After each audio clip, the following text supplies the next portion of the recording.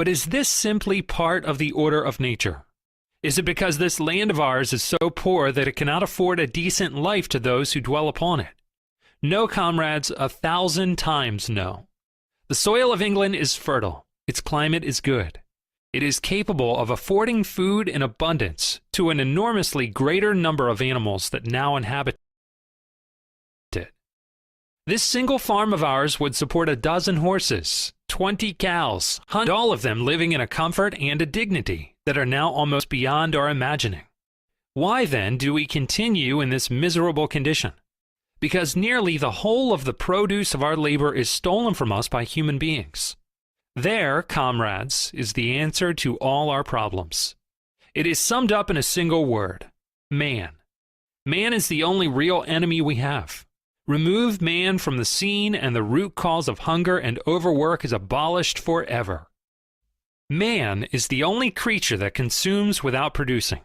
He does not give milk. He does not lay eggs. He is too weak to pull the plow. He cannot run fast enough to catch rabbits, yet he is lord of all the animals. He sets them to work. He gives back to them the bare minimum that will prevent them from starving, and the rest he keeps for himself. Our labor tills the soil. Our dung fertilizes it, and yet there is not one of us that owns more than his bare skin. You cows that I see before me, how many thousands of gallons of milk have you given during this last year? And what has happened to that milk, which should have been breeding up sturdy calves? Every drop of it has gone down the throats of our enemies. And you hens, how many eggs have you laid in this last year? And how many of those eggs have ever hatched into chickens? The rest have all gone to market to bring in money for Jones and his men. And you, Clover, where are those 4 foals you bore, who should have been the support and pleasure of your old age? Each was sold at a year old. You will never see one of them again. In return for your 4 confinements and all your labor in the fields, what have you ever had except your bare rations and a stall? And even the miserable lives we lead are not allowed to reach their natural span. For myself, I do not grumble, for I am one of the lucky ones. I am 12 years old and have had 400 children. Such is the natural life of a pig. But no animal escapes the cruel knife in the end. You young porkers who are sitting in front of me, every one of you will scream your lives out at the block within a year. To that horror we must all come. Cows, pigs, hens, sheep, everyone. Even the horses and the dogs have no better fate. You boxer, the very day that those great muscles of yours lose their power, Jones will sell you to the knacker, who will cut your throat and boil you down for the foxhounds. As for the dogs, when they grow old and toothless, Jones ties a brick round their necks and drowns them in the nearest pond. Is it not crystal clear then, comrades, that all the evils of this life of ours spring from the tyranny of human beings? Only get rid of man, and the produce of our labor would be our own. Almost overnight we could become rich and free. What then must we do? Why work night and day, body and soul, for the overthrow of the human race? That is my message to you, comrades. Rebellion. I do not know when that rebellion will come. It might be in a week or in 100 years. But I know as surely as I see this straw beneath my feet that sooner or later justice will be done. Fix your eyes on that, comrades, throughout the short remainder of your lives. And above all, pass on this message of mine to those who come after you, so that future generations shall carry on the struggle until it is victorious. And remember, comrades, your resolution must never falter. No argument must lead you astray. Never listen when they tell you that man and the animals have a common interest, that the prosperity of the one is the prosperity of the others. It is all lies. Man serves the interest of no creature except himself. And among us animals let there be perfect unity, perfect comradeship in the struggle. All men are enemies. All animals are comrades. At this very moment, there was a tremendous uproar. While Major was speaking, 4 large rats had crept out of their holes and were sitting on their hindquarters, listening to him. The dogs had suddenly caught sight of them, and it was only by a swift dash for their holes that the rats saved their lives. Major raised his trotter for silence. "Comrades," he said, "here is a point that must be settled. The wild creatures, such as rats and rabbits, are they our friends or our enemies? Let us put it to the vote. I proposed this question to the meeting. Are rats comrades? The vote was taken at once, and it was agreed by an overwhelming majority that the rats were comrades.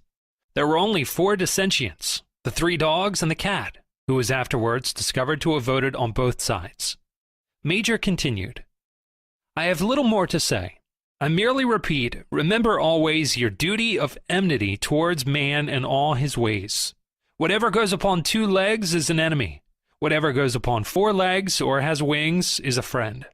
And remember also that in fighting against man, we must not come to resemble him. Even when you have conquered him, do not adopt his vices. No animal must ever live in a house, or sleep in a bed, or wear clothes, or drink alcohol, or smoke tobacco, or touch money, or engage in trade. All the habits of man are evil. And above all, no animal must ever tyrannize over his own kind. Weak or strong, clever or simple, we are all brothers. No animal must ever kill any other animal. All animals are equal. And now, comrades, I will tell you about my dream of last night. I cannot describe that dream to you. It was a dream of the earth, as it will be when man has vanished. But it reminded me of something that I had long forgotten. Many years ago, when I was a little pig, my mother and the other sows used to sing an old song of which they knew only the tune and the first 3 words. I had known that tune in my infancy, but it had long since passed out of my mind. Last night, however, it came back to me in my dream. And what is more, the words of the song also came back. Words, I am certain, which were sung by the animals of long ago and have been lost to memory for generations. I will sing you that song now, comrades. I am old and my voice is hoarse, but when I have taught you the tune, you can sing it better for yourselves. It is called Beasts of England. Old Major cleared his throat and began to sing. As he had said, his voice was hoarse, but he sang well enough, and it was a stirring tune, something between Clementine and La Cucaracha. The words ran, Beasts of England, beasts of Ireland, beasts of every land and clime, hearken to my joyful tidings of the golden future time. Soon or late the day is coming, tyrant man shall be overthrown, and the fruitful fields of England shall be trod by beasts alone. Ring shall vanish from our noses, and the harness from our back. Bit and spur shall rust forever, cruel whips no more shall crack. Riches more than mine can picture, wheat and barley, oats and hay, clover, beans, and mangel wurzels shall be ours upon that day. Bright will shine the fields of England, pure shall its waters be. Sweeter yet shall blow its breezes on the day that sets us free. For that day we all must labor, though we die before it break. Cows and horses, geese and turkeys, all must toil for freedom's sake.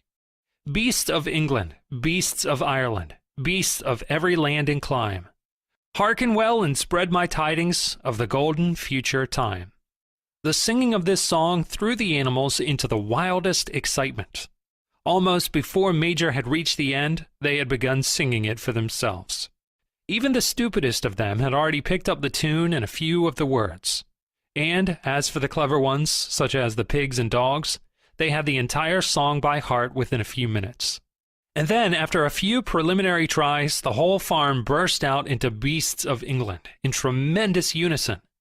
The cows lowed it, the dogs whined it, the sheep bleated it, the horses whinnied it, the ducks quacked it. They were so delighted with the song that they had sang it right through 5 times in succession, and might have continued singing it all night if they had not been interrupted. Unfortunately, the uproar awoke Mr. Jones, who sprang out of bed, making sure that there was a fox in the yard. He seized the gun which always stood in a corner of his bedroom, and let fly a charge of No. 6 shot into the darkness. The pellets buried themselves in the wall of the barn, and the meeting broke up hurriedly. Everyone fled to his own sleeping place. The birds jumped on to their perches, the animals settled down in the straw, and the whole farm was asleep in a moment. Chapter 6. All that year the animals worked like slaves, but they were happy in their work. They grudged no effort or sacrifice. Well aware that everything that they did was for the benefit of themselves, and those of their kind who would come after them, and not for a pack of idle, thieving human beings. Throughout the spring and summer, they worked a 60-hour week, and in August, Napoleon announced that there would be work on Sunday afternoons as well. This work was strictly voluntary, but any animal who absented himself from it would have his rations reduced by half. Even so, it was found necessary to leave certain tasks undone. The harvest was a little less successful than in the previous year, and 2 fields which should have been sown with roots in the early summer were not sown because the plowing had not been completed early enough. It was possible to foresee that the coming winter would be a hard one. The windmill presented unexpected difficulties. There was a good quarry of limestone on the farm, and plenty of sand and cement had been found in one of the outhouses, so that all the materials for building it were at hand. But the problem the animals could not at first solve was how to break up the stone into pieces of suitable size. There seemed no way of doing this except with picks and crowbars, which no animal could use, because no animal could stand on his hind legs. Only after weeks of vain effort did the right idea occur to somebody, namely to utilize the force of gravity. Huge boulders, far too big to be used as they were lying all over the bed of the quarry.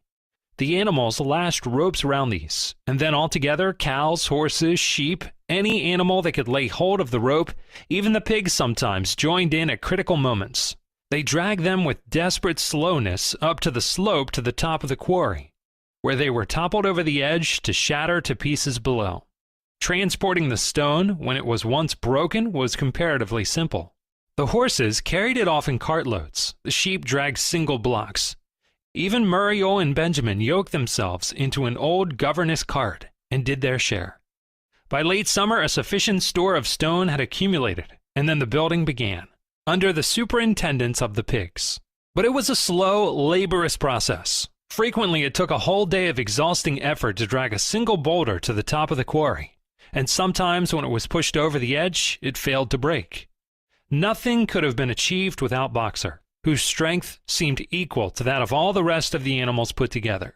When the boulder began to slip and the animals cried out in despair at finding themselves dragged down the hill, it was always Boxer who strained himself against the rope and brought the boulder to a stop. To see him toiling up the slope inch by inch, his breath coming fast, the tips of his hoofs clawing at the ground, and his great sides matted with sweat, filled everyone with admiration. Clover warned him sometimes to be careful not to overstrain himself, but Boxer would never listen to her. His 2 slogans, "I will work harder" and "Napoleon is always right," seemed to him a sufficient answer to all problems. He had made arrangements with the cockerel to call him 3/4 of an hour earlier in the mornings instead of half an hour, and in his spare moments, of which there were not many nowadays, he would go alone to the quarry, collect a load of broken stone, and drag it down to the site of the windmill unassisted. The animals were not badly off throughout that summer, in spite of the hardness of their work. If they had no more food than they had had in Jones's day, at least they did not have less. The advantage of only having to feed themselves and not having to support 5 extravagant human beings as well was so great that it would have taken a lot of failures to outweigh it. And in many ways, the animal method of doing things was more efficient and saved labor.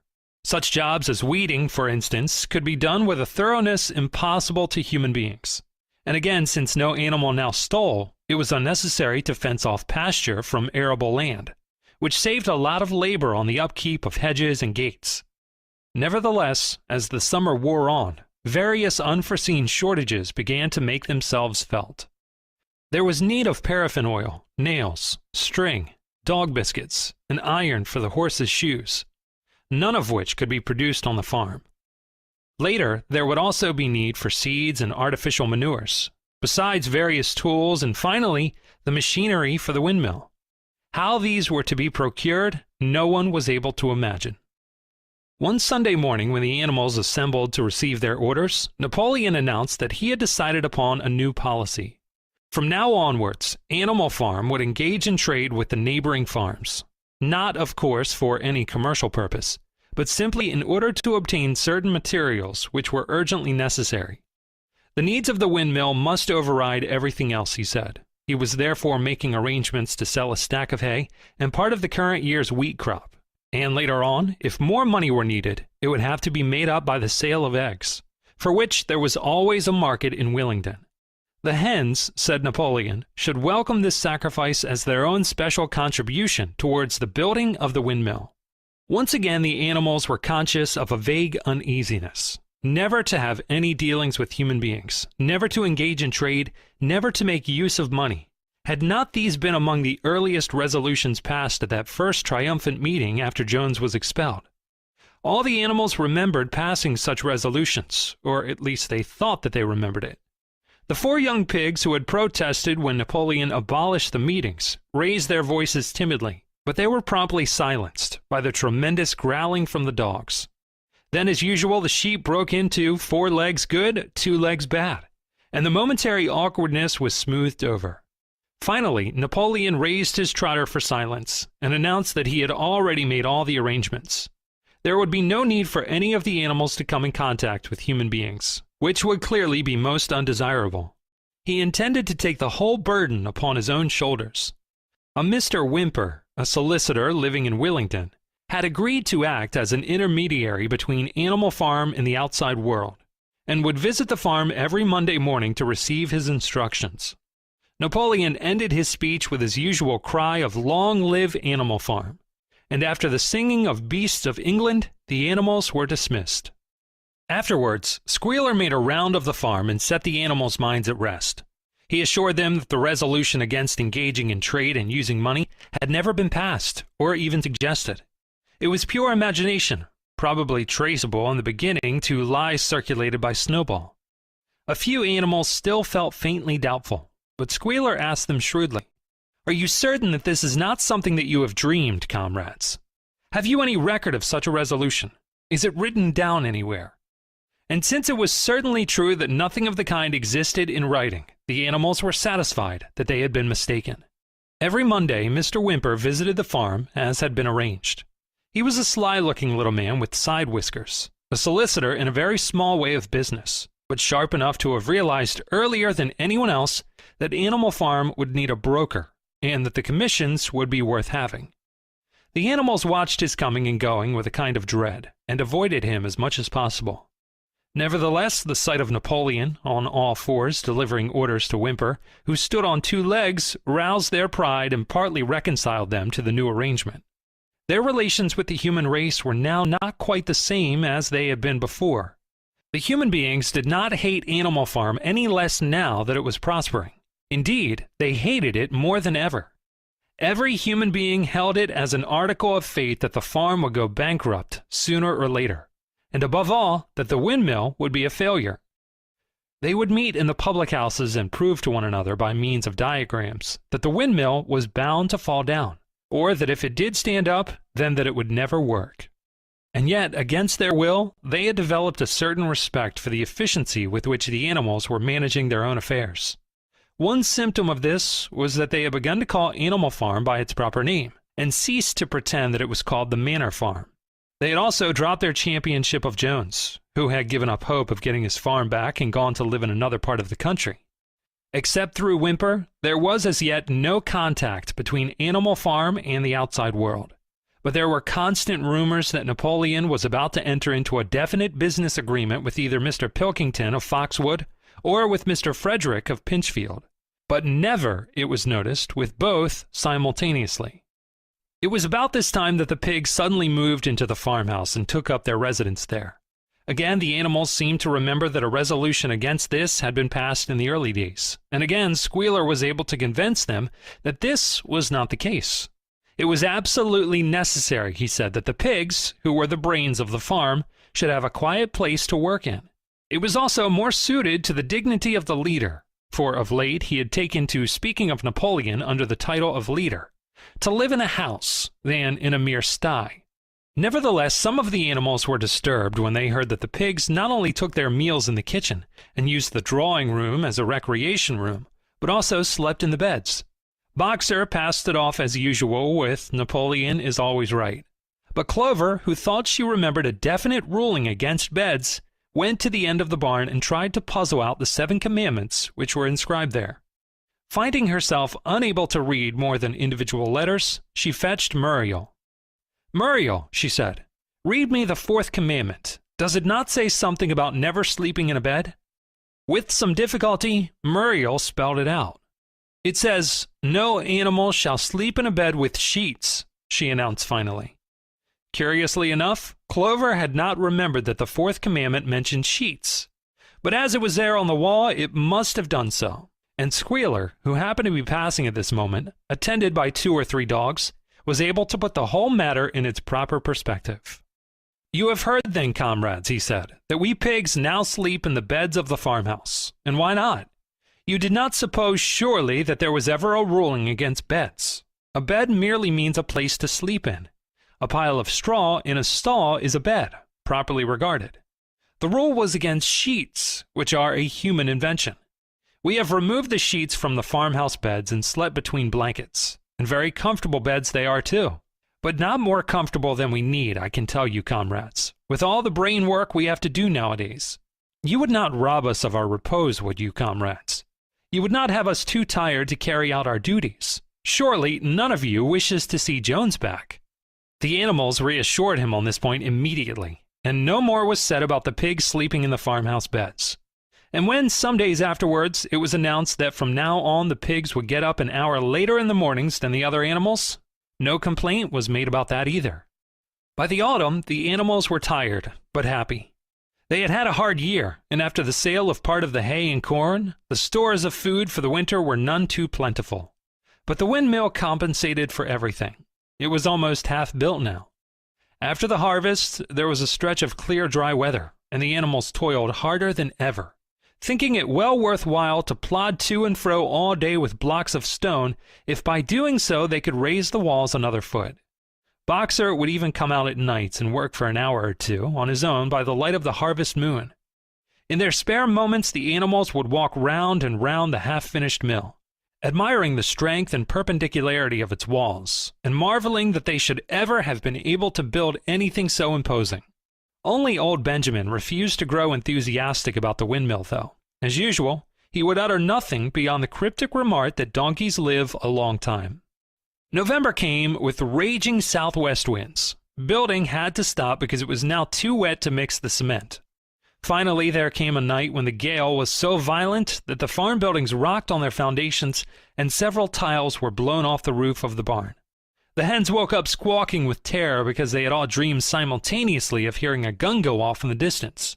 In the morning, the animals came out of their stalls to find that the flagstaff had been blown down, and an elm tree at the foot of the orchard had been plucked up like a radish. They had just noticed this when a cry of despair broke from every animal's throat. A terrible sight had met their eyes. The windmill was in ruins. With one accord, they dashed down to the spot. Napoleon, who seldom moved out of a walk, raced ahead of them all. Yes, there it lay, the fruit of all their struggles, leveled to its foundations, the stones they had broken and carried so laboriously scattered all around. Unable at first to speak, they stood gazing mournfully at the litter of fallen stone.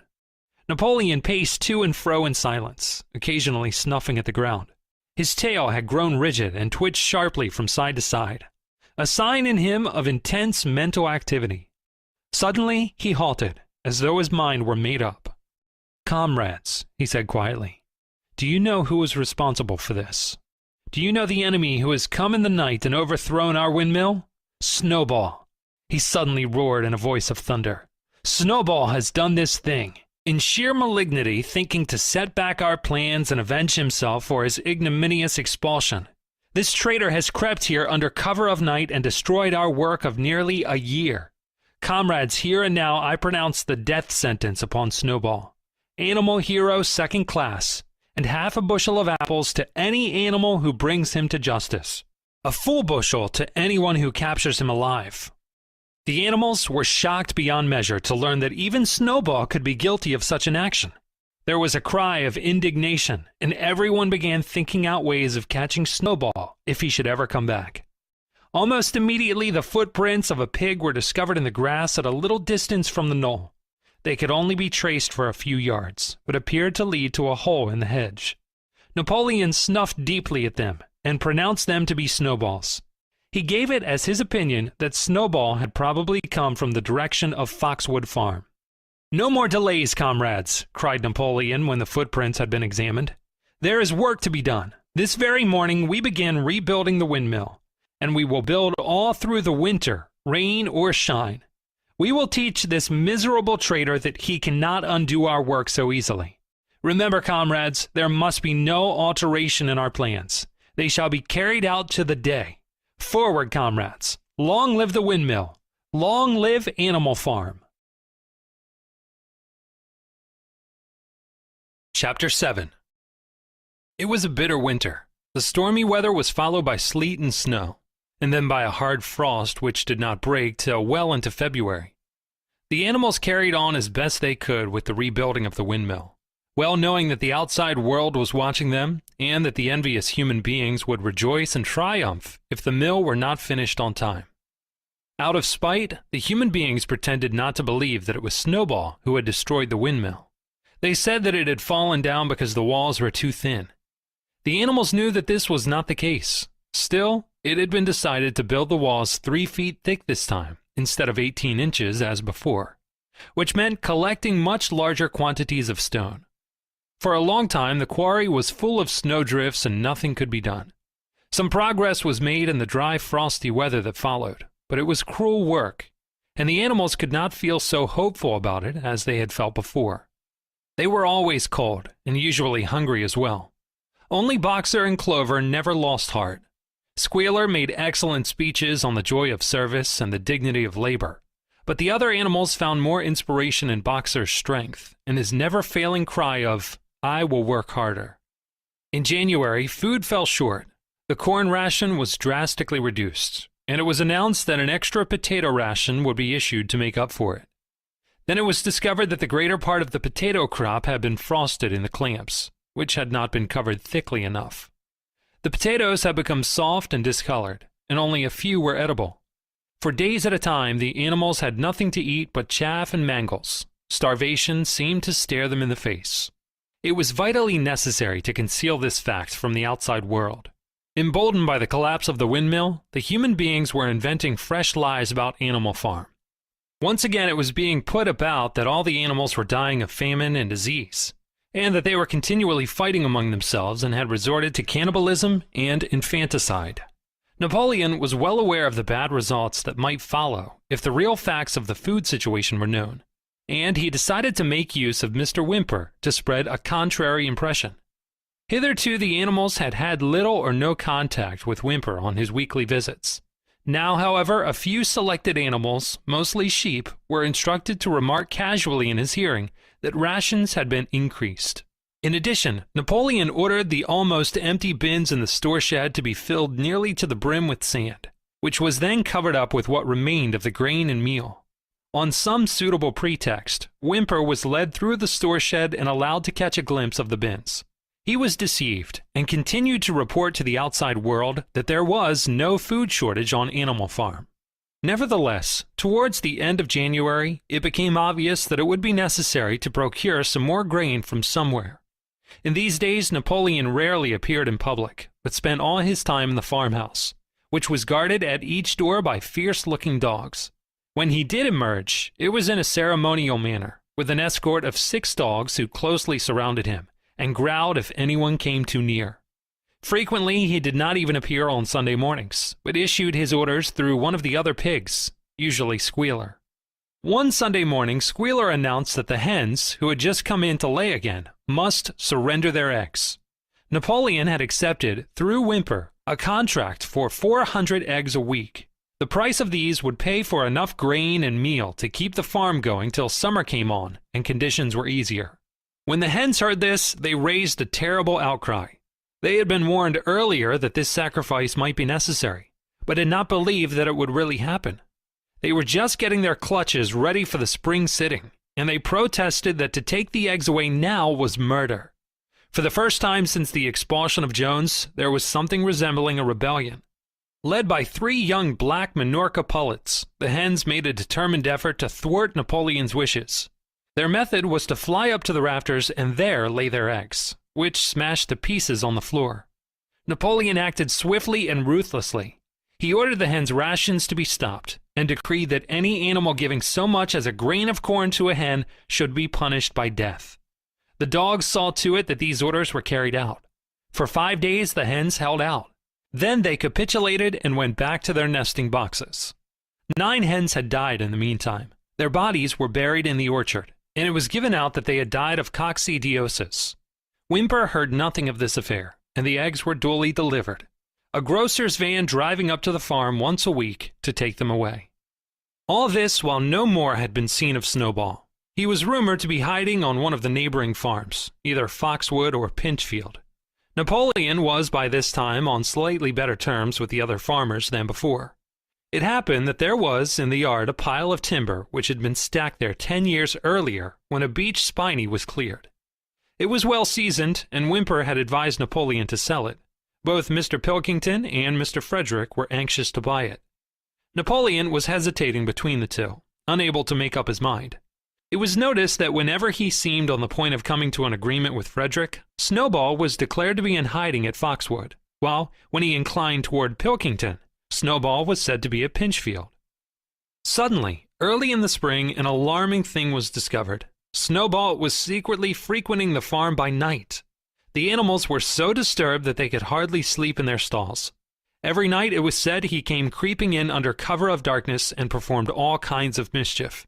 He stole the corn, he upset the milk pails, he broke the eggs, he trampled the seed beds, he gnawed the bark off the fruit trees. Whenever anything went wrong, it became usual to attribute it to Snowball. If a window was broken or a drain was blocked up, someone was certain to say that Snowball had come in the night and done it. And when the key of the store shed was lost, the whole farm was convinced that Snowball had thrown it down the well. Curiously enough, they went on believing this even after the mislaid key was found under a sack of meal.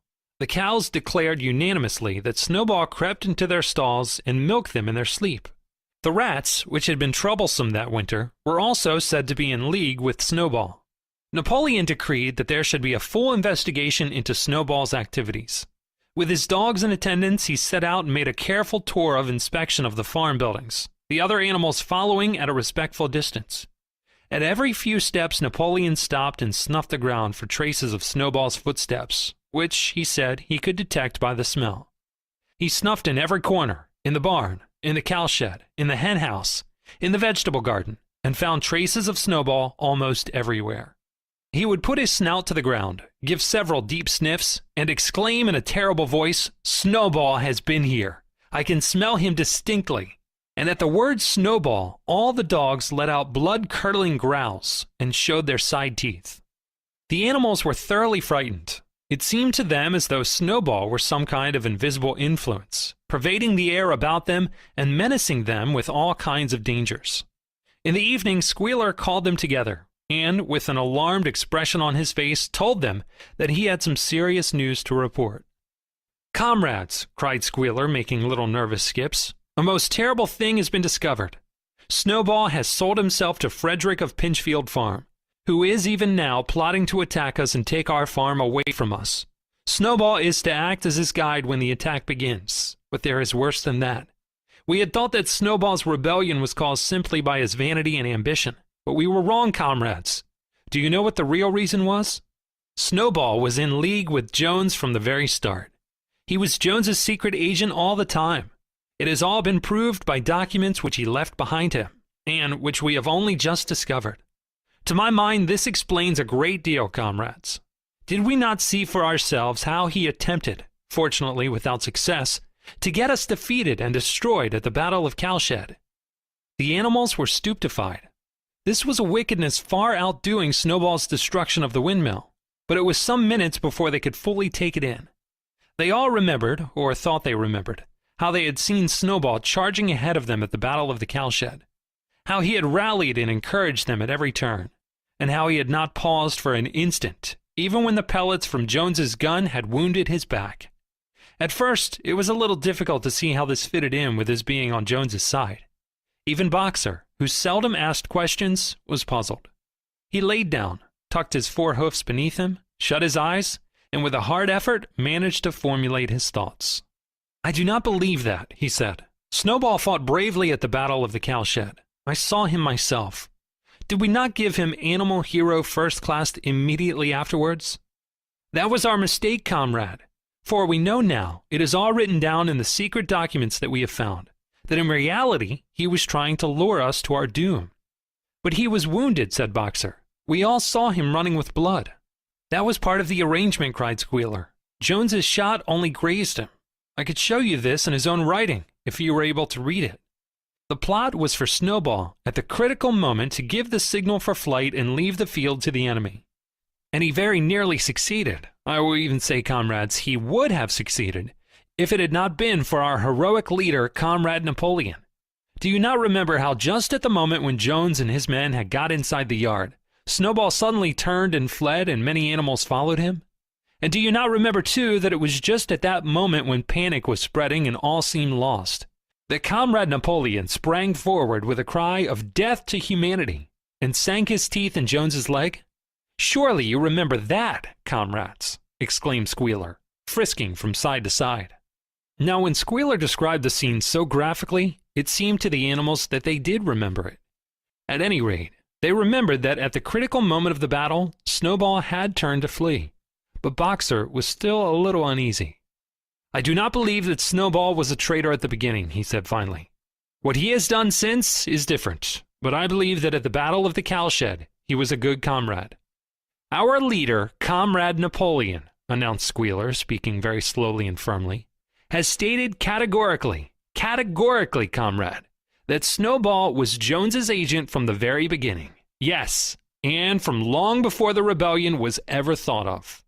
Ah, that is different, said Boxer. If Comrade Napoleon says it, it must be right.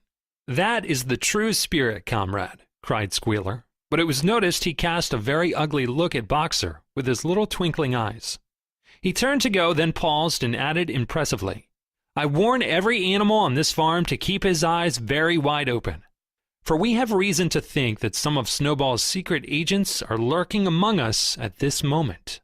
4 days later, in the afternoon, Napoleon ordered all the animals to assemble in the yard. When they were all gathered together, Napoleon emerged from the farmhouse, wearing both his medals, for he had recently awarded himself Animal Hero First Class and Animal Hero Second Class, with his 9 huge dogs frisking round him and uttering growls that sent shivers down all the animals' spines. They all cowered silently in their places, seeming to know in advance that some terrible thing was about to happen. Napoleon stood sternly surveying his audience. Then he uttered a high-pitched whimper. Immediately the dogs bounded forward, seized 4 of the pigs by the ear and dragged them squealing with pain and terror to Napoleon's feet. The pigs' ears were bleeding, the dogs had tasted blood, and for a few moments they appeared to go quite mad. To the amazement of everybody, 3 of them flung themselves upon Boxer. Boxer saw them coming and put out his great hoof, caught a dog in midair and pinned him to the ground. The dog shrieked for mercy, and the other 2 fled with their tails between their legs. Boxer looked at Napoleon to know whether he should crush the dog to death or let it go. Napoleon appeared to change countenance and sharply ordered Boxer to let the dog go, whereat Boxer lifted his hoof and the dog slunk away bruised and howling. Presently the tumult died down. The 4 pigs waited, trembling, with guilt written on every line of their countenances. Napoleon now called upon them to confess their crimes. They were the same 4 pigs as had protested when Napoleon abolished the Sunday meetings. Without any further prompting, they confessed that they had been secretly in touch with Snowball ever since his expulsion, that they had collaborated with him in destroying the windmill, and that they had entered into an agreement with him to hand over Animal Farm to Mr. Frederick. They added that Snowball had privately admitted to them that he had been Jones's secret agent for years past. When they had finished their confession, the dogs promptly tore their throats out, and in a terrible voice, Napoleon demanded whether any other animal had anything to confess. The 3 hens who had been the ringleaders in the attempted rebellion over the eggs now came forward, and stated that Snowball had appeared to them in a dream and incited them to disobey Napoleon's orders. They, too, were slaughtered. Then a goose came forward and confessed to having secreted 6 ears of corn during the last year's harvest and eaten them in the night. Then a sheep confessed to having urinated in the drinking pool, urged to do this, so she said, by Snowball, and 2 other sheep confessed to having murdered an old ram. an especially devoted follower of Napoleon, by chasing him round and round a bonfire when he was suffering from a cough. They were all slain on the spot, and so the tale of confessions and executions went on, until there was a pile of corpses lying before Napoleon's feet, and the air was heavy with the smell of blood, which had been unknown there since the expulsion of Jones. When it was all over, the remaining animals, except for the pigs and dogs, crept away in a body. They were shaken and miserable. They did not know which was more shocking, the treachery of the animals who had leagued themselves with Snowball, or the cruel retribution they had just witnessed. In the old days there had often been scenes of bloodshed equally terrible, but it seemed to all of them that it was far worse now that it was happening among themselves. Since Jones had left the farm, until today, no animal had killed another animal. Not even a rat had been killed. They had made their way onto the little knoll where the half-finished windmill stood, and with one accord they all lay down as though huddling together for warmth. Clover, Muriel, Benjamin, the cows, the sheep, and a whole flock of geese and hens. Everyone, indeed, except the cat, who had suddenly disappeared just before Napoleon ordered the animals to assemble. For some time, nobody spoke. Only Boxer remained on his feet. He fidgeted to and fro, swishing his long black tail against his sides and occasionally uttering a little whinny of surprise. Finally, he said, "I do not understand it. I would not have believed that such things could happen on our farm. It must be due to some fault in ourselves. The solution, as I see it, is to work harder. From now onwards, I shall get up a full hour earlier in the mornings." And he moved off at his lumbering trot and made for the quarry.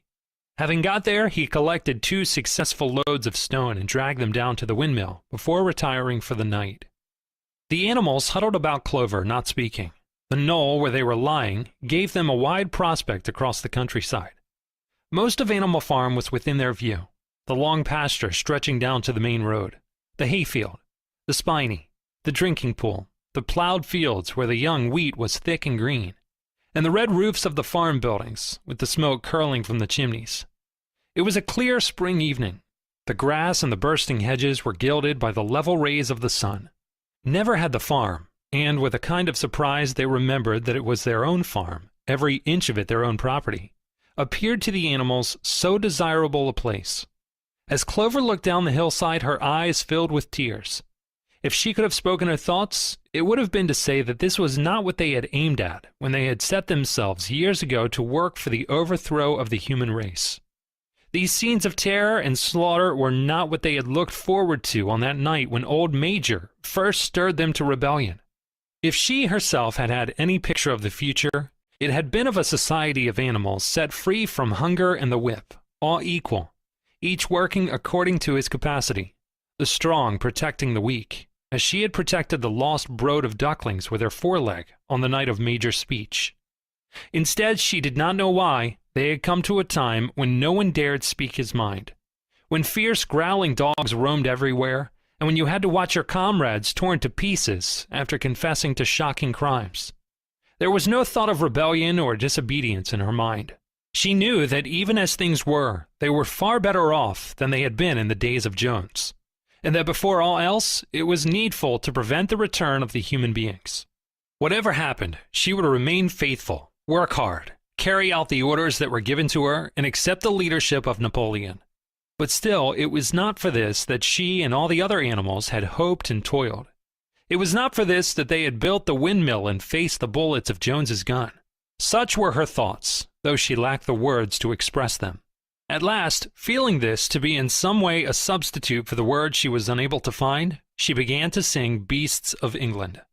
The other animals sitting round her took it up, and they sang it 3 times over, very tunefully, but slowly and mournfully, in a way they had never sung it before. They had just finished singing it for the 3rd time when Squealer, attended by 2 dogs, approached them with the air of having something important to say. He announced that by a special decree of Comrade Napoleon, Beasts of England had been abolished. From now onwards, it was forbidden to sing it. The animals were taken aback. "Why?" cried Muriel. "It's no longer needed, comrade," said Squealer stiffly. "Beasts of England was the song of the rebellion, but the rebellion is now completed.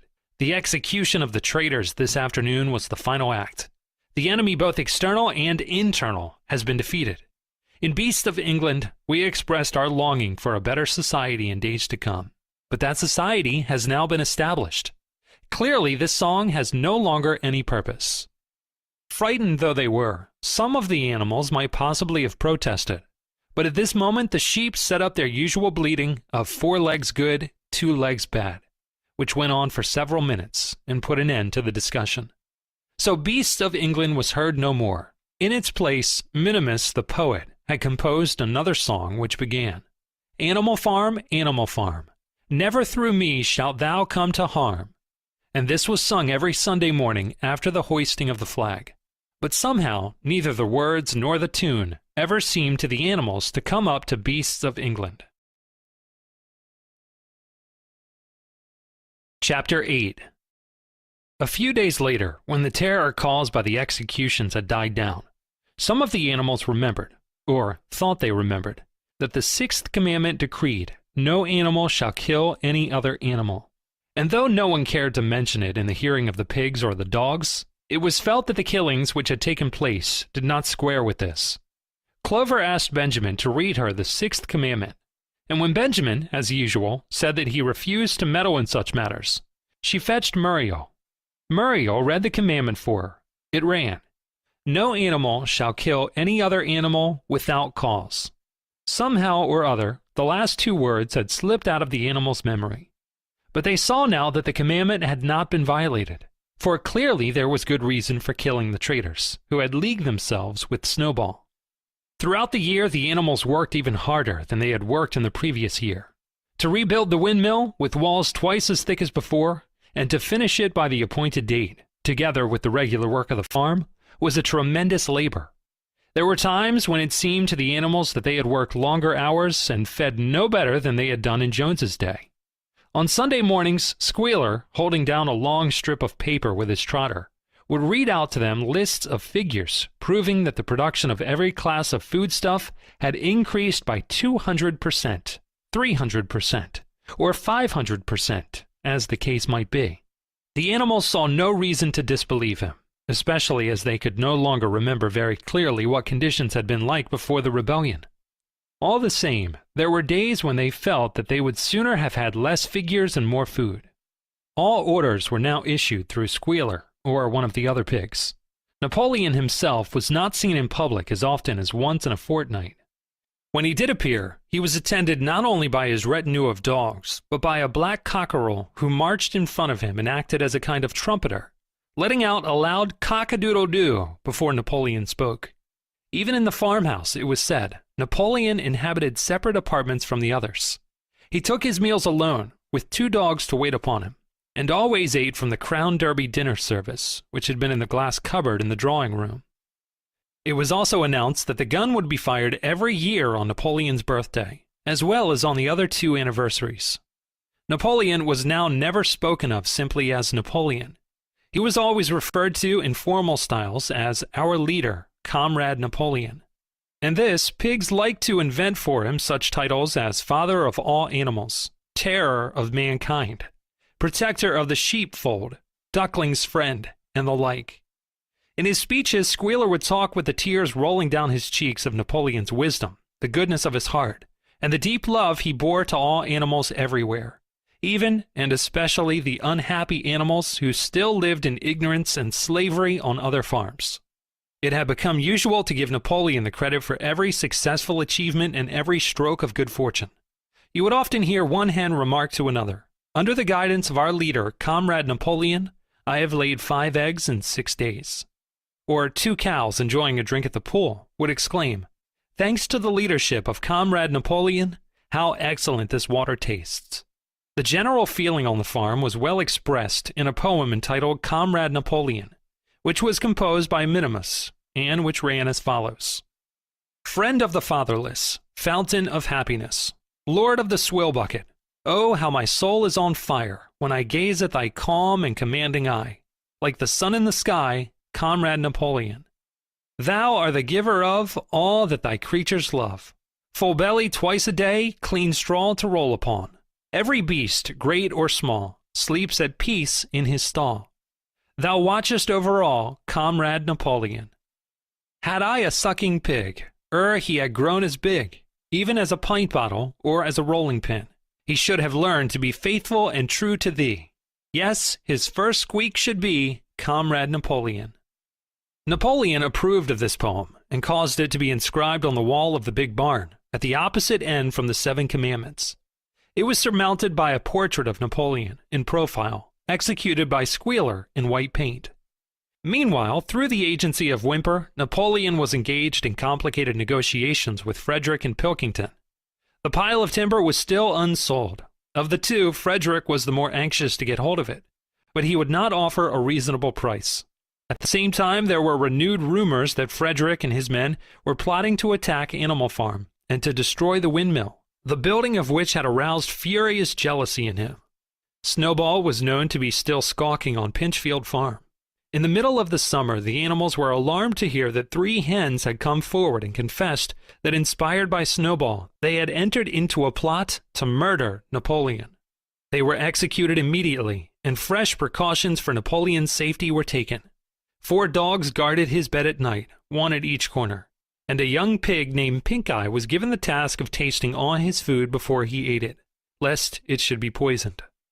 At about the same time, it was given out that Napoleon had arranged to sell the pile of timber to Mr. Pilkington. He was also going to enter into a regular agreement for the exchange of certain products between Animal Farm and Foxwood. The relations between Napoleon and Pilkington, though they were only conducted through Whymper, were now almost friendly. The animals distrusted Pilkington as a human being, but greatly preferred him to Frederick, whom they both feared and hated. As the summer wore on and the windmill neared completion, the rumors of an impending treacherous attack grew stronger and stronger. Frederick, it was said, intended to bring against them 20 men all armed with guns, and he had already bribed the magistrates and police, so that if he could once get hold of the title deeds of Animal Farm, they would ask no questions. Moreover, terrible stories were leaking out from Pinchfield about the cruelties that Frederick practiced upon his animals. He had flogged an old horse to death. He starved his cows. He had killed a dog by throwing it into the furnace. He amused himself in the evenings by making cocks fight with splinters of razor blade tied to their spurs. The animals' blood boiled with rage when they heard of these things being done to their comrades, and sometimes they clamored to be allowed to go out in a body and attack Pinchfield Farm, drive out the humans, and set the animals free. But Squealer counseled them to avoid rash actions and trust in Comrade Napoleon's strategy. Nevertheless, feeling against Frederick continued to run high. One Sunday morning, Napoleon appeared in the barn and explained that he had never at any time contemplated selling the pile of timber to Frederick. He considered it beneath his dignity, he said, to have dealings with scoundrels of that description.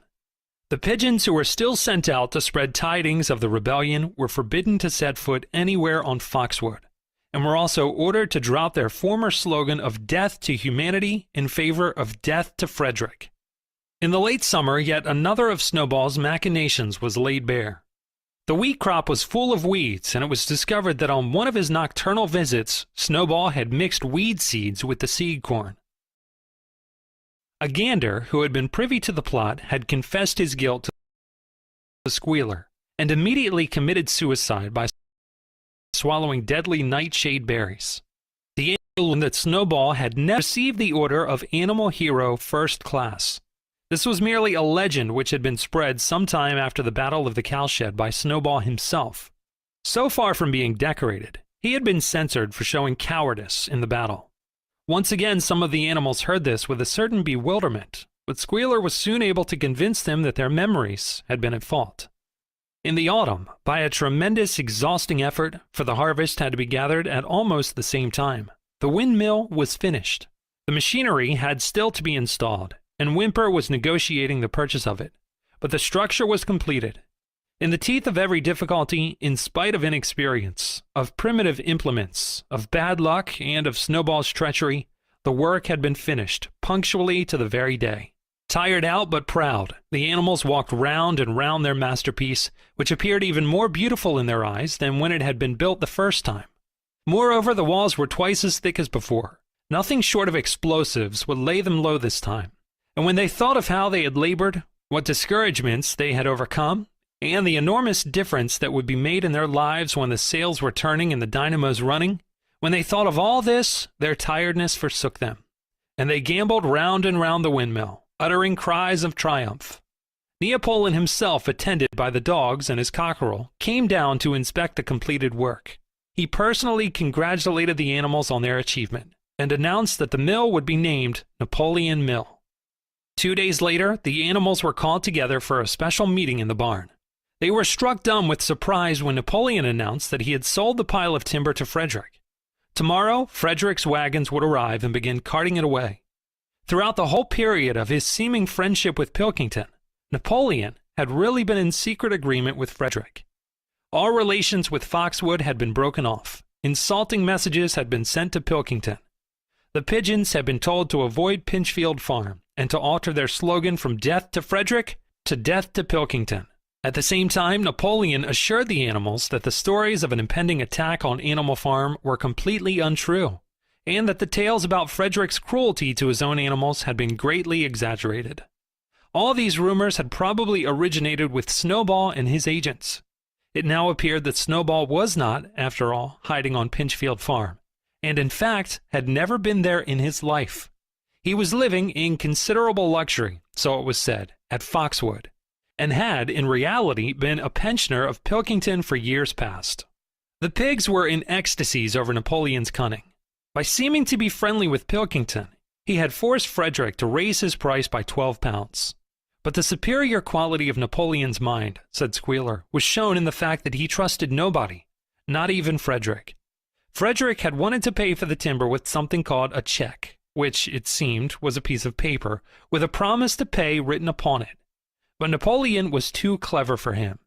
He had demanded payment in real 5-pound notes, which were to be handed over before the timber was removed. Already Frederick had paid up, and the sum he had paid was just enough to buy the machinery for the windmill. Meanwhile, the timber was being carted away at high speed. When it was all gone, another special meeting was held in the barn for the animals to inspect Frederick's banknotes. Smiling beatifically and wearing both his decorations, Napoleon reposed on a bed of straw on the platform, with money at his side, neatly piled on a china dish from the farmhouse kitchen. The animals filed slowly past, and each gazed his fill. And Boxer put out his nose to sniff at the banknotes, and the flimsy white things stirred and rustled in his breath. 3 days later, there was a terrible hullabaloo. Whymper, his face deadly pale, came racing up the path on his bicycle, flung it down in the yard, and rushed straight into the farmhouse. The next moment, a choking roar of rage sounded from Napoleon's apartments. The news of what had spread round the farm like wildfire. The banknotes were forgeries. Frederick had got the timber for nothing. There immediately, and in a terrible voice, pronounced the death sentence upon Frederick. When captured, he said, Frederick should be boiled alive. At the same time, he warned them that after this treacherous deed, the worst was to be expected. Frederick and his men might make their long-expected attack at any moment. Sentinels were placed at all the approaches to the farm. In addition, 4 pigeons were sent to Foxwood with a conciliatory message, which it was hoped might re-establish good relations with Pilkington. The very next morning, the attack came. The animals were at breakfast when the lookouts came racing in with the news that Frederick and his followers had already come through the 5-bar gate. Boldly enough, the animals sallied forth to meet them, but this time they did not have the easy victory that they had had in the Battle of the Cowshed. There were 15 men with half a dozen guns between them, and they opened fire as soon as they got within 50 yards. The animals could not face the terrible explosions and the stinging pellets, and in spite of the efforts of Napoleon and Boxer to rally them, they were soon driven back. A number of them were already wounded. They took refuge in the farm buildings and peeped cautiously out from kinks and knotholes. The whole of the big pasture, including the windmill, was in the hands of the enemy. For the moment, even Napoleon seemed at a loss. He paced up and down without a word, his tail rigid and twitching. Wistful glances were sent in the direction of Foxwood. If Pilkington and his men would help them, the day might yet be won. But at this moment, the 4 pigeons who had been sent out on the day before returned, one of them bearing a scrap of paper from Pilkington. On it was penciled the words, "Serves you right." Meanwhile, Frederick and his men had halted about the windmill. The animals watched them, and a murmur of dismay went round. 2 of the men had produced a crowbar and a sledgehammer. They were going to knock the windmill down. "Impossible!" cried Napoleon. "We have built the walls far too thick for that. They could not knock it down in a week. Courage, comrades!" But Benjamin was watching the movements of the men intently. The 2 with the hammer and the crowbar were drilling a hole near the base of the windmill. Slowly, and with an air almost of amusement, Benjamin nodded his long muzzle. "I thought so," he said. "Do you not see what they are doing? In another moment they are going to pack blasting powder into that hole." Terrified, the animals waited. It was impossible now to venture out of the shelter of the building. After a few minutes the men were seen to be running in all directions. Then there was a deafening roar. The pigeons swirled into the air, and all the animals except Napoleon flung themselves flat on their bellies and hid their faces. When they got up again, a huge cloud of black smoke was hanging where the windmill had been. Slowly, the breeze drifted it away. The windmill had ceased to exist. At this sight, the animals' courage returned to them.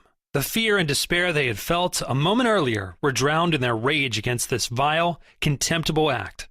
A mighty cry for vengeance went up, and without waiting for further orders, they charged forth in a body and made straight for the enemy. This time they did not heed the cruel pellets that swept over them like hail. It was a savage, bitter battle.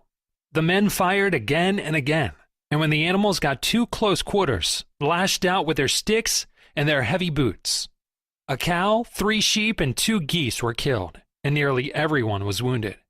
Even Napoleon, who was directing operations from the rear, had the tip of his tail chipped by a pellet. But the men did not go unscathed either. 3 of them had their heads broken by blows from Boxer's hoofs. Another was gored in the belly by a cow's horn.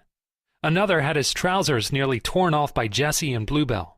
And when the 9 dogs of Napoleon's own bodyguard, whom he had instructed to make a detour under cover of the hedge, suddenly appeared on the men's flank, baying ferociously, panic overtook them. They saw that they were in danger of being surrounded. Frederick shouted to his men to get out while the going was good, and the next moment the cowardly enemy was running for dear life. The animals chased them right down to the bottom of the field and got in some last kicks at them as they forced their way through the thorn hedge. They had won, but they were weary and bleeding. Slowly they began to limp back towards the farm. The sight of their dead comrades stretched upon the grass moved some of them to tears. And for a little while they halted in sorrowful silence at the place where the windmill had once stood. Yes, it was gone. Almost the last trace of their labor was gone. Even the foundations were partially destroyed. And in rebuilding it, they could not this time, as before, make use of the fallen stones. This time the stones had vanished too. The force of the explosion had flung them to distances of hundreds of yards. It was as though the windmill had never been. As they approached the farm, Squealer, who had unaccountably been absent during the fighting, came skipping towards them, whisking his tail and beaming with satisfaction. And the animals heard, from the direction of the farm buildings, the solemn booming of a gun. "What is that gun firing for?" said Boxer. "To celebrate our victory," cried Squealer. "What victory?" said Boxer. His knees were bleeding, he had lost a shoe and split his hoof, and a dozen pellets had lodged themselves in his hind leg. "What victory, comrade? Have we not driven the enemy off our soil, the sacred soil of Animal Farm? But they have destroyed the windmill, and we had worked on it for 2 years. What matter? We will build another windmill. We will build 6 windmills if we feel like it. You do not appreciate, comrade, the mighty thing that we have done. The enemy was in occupation of this very ground that we stand upon, and now, thanks to the leadership of Comrade Napoleon, we have won every inch of it back again." "Then we have won back what we had before," said Boxer. "That is our victory," said Squealer. They limped into the yard. The pellets under the skin of Boxer's legs smarted painfully. He saw ahead of him the heavy labor of rebuilding the windmill from the foundations, and already in imagination he braced himself for the task. But for the first time it occurred to him that he was 11 years old, and that perhaps his great muscles were not quite what they had once been.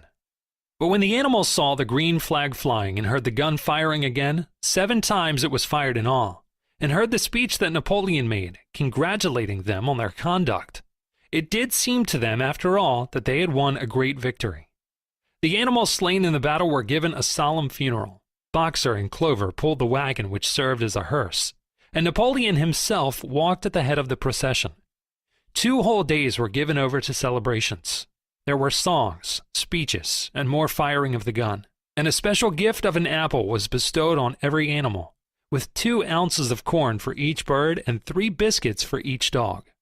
It was announced that the battle would be called the Battle of the Windmill, and that Napoleon had created a new decoration, the Order of the Green Banner, which he had conferred upon himself. In the general rejoicings, the unfortunate affair of the banknotes was forgotten. It was a few days later than this that the pigs came upon a case of whiskey in the cellars of the farmhouse. It had been overlooked at the time when the house was first occupied. That night there came from the farmhouse the sound of loud singing, in which, to everyone's surprise, the strains of Beasts of England were mixed up. At about 9:30, Napoleon, wearing an old bowler hat of Mr. Jones's, was distinctly seen to emerge from the back door, gallop rapidly round the yard, and disappear indoors again.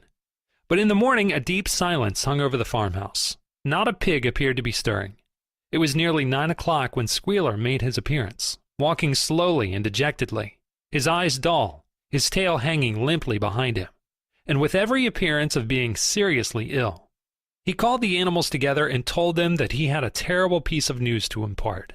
Comrade Napoleon was dying. A cry of lamentation went up. Straw was laid down outside the doors of the farmhouse, and the animals walked on tiptoe. With tears in their eyes, they asked one another what they should do if their leader were taken away from them. A rumor went round that Snowball had after all contrived to introduce poison into Napoleon's food. At 11 o'clock, Squealer came out to make another announcement. As his last act upon earth, Comrade Napoleon had pronounced a solemn decree. The drinking of alcohol was to be punished by death. By the evening, however, Napoleon appeared to be somewhat better, and the following morning Squealer was able to tell them that he was well on the way to recovery. By the evening of that day, Napoleon was back at work, and on the next day it was learned that he had instructed Whymper to purchase in Willingdon some booklets on brewing and distilling. A week later, Napoleon gave orders that the small paddock beyond the orchard, which it had previously been intended to set aside as a grazing ground for animals who were past work, was to be plowed up. It was given out that the pasture was exhausted and needed reseeding, but it soon became known that Napoleon intended to sow it with barley. About this time there occurred a strange incident which hardly anyone was able to understand.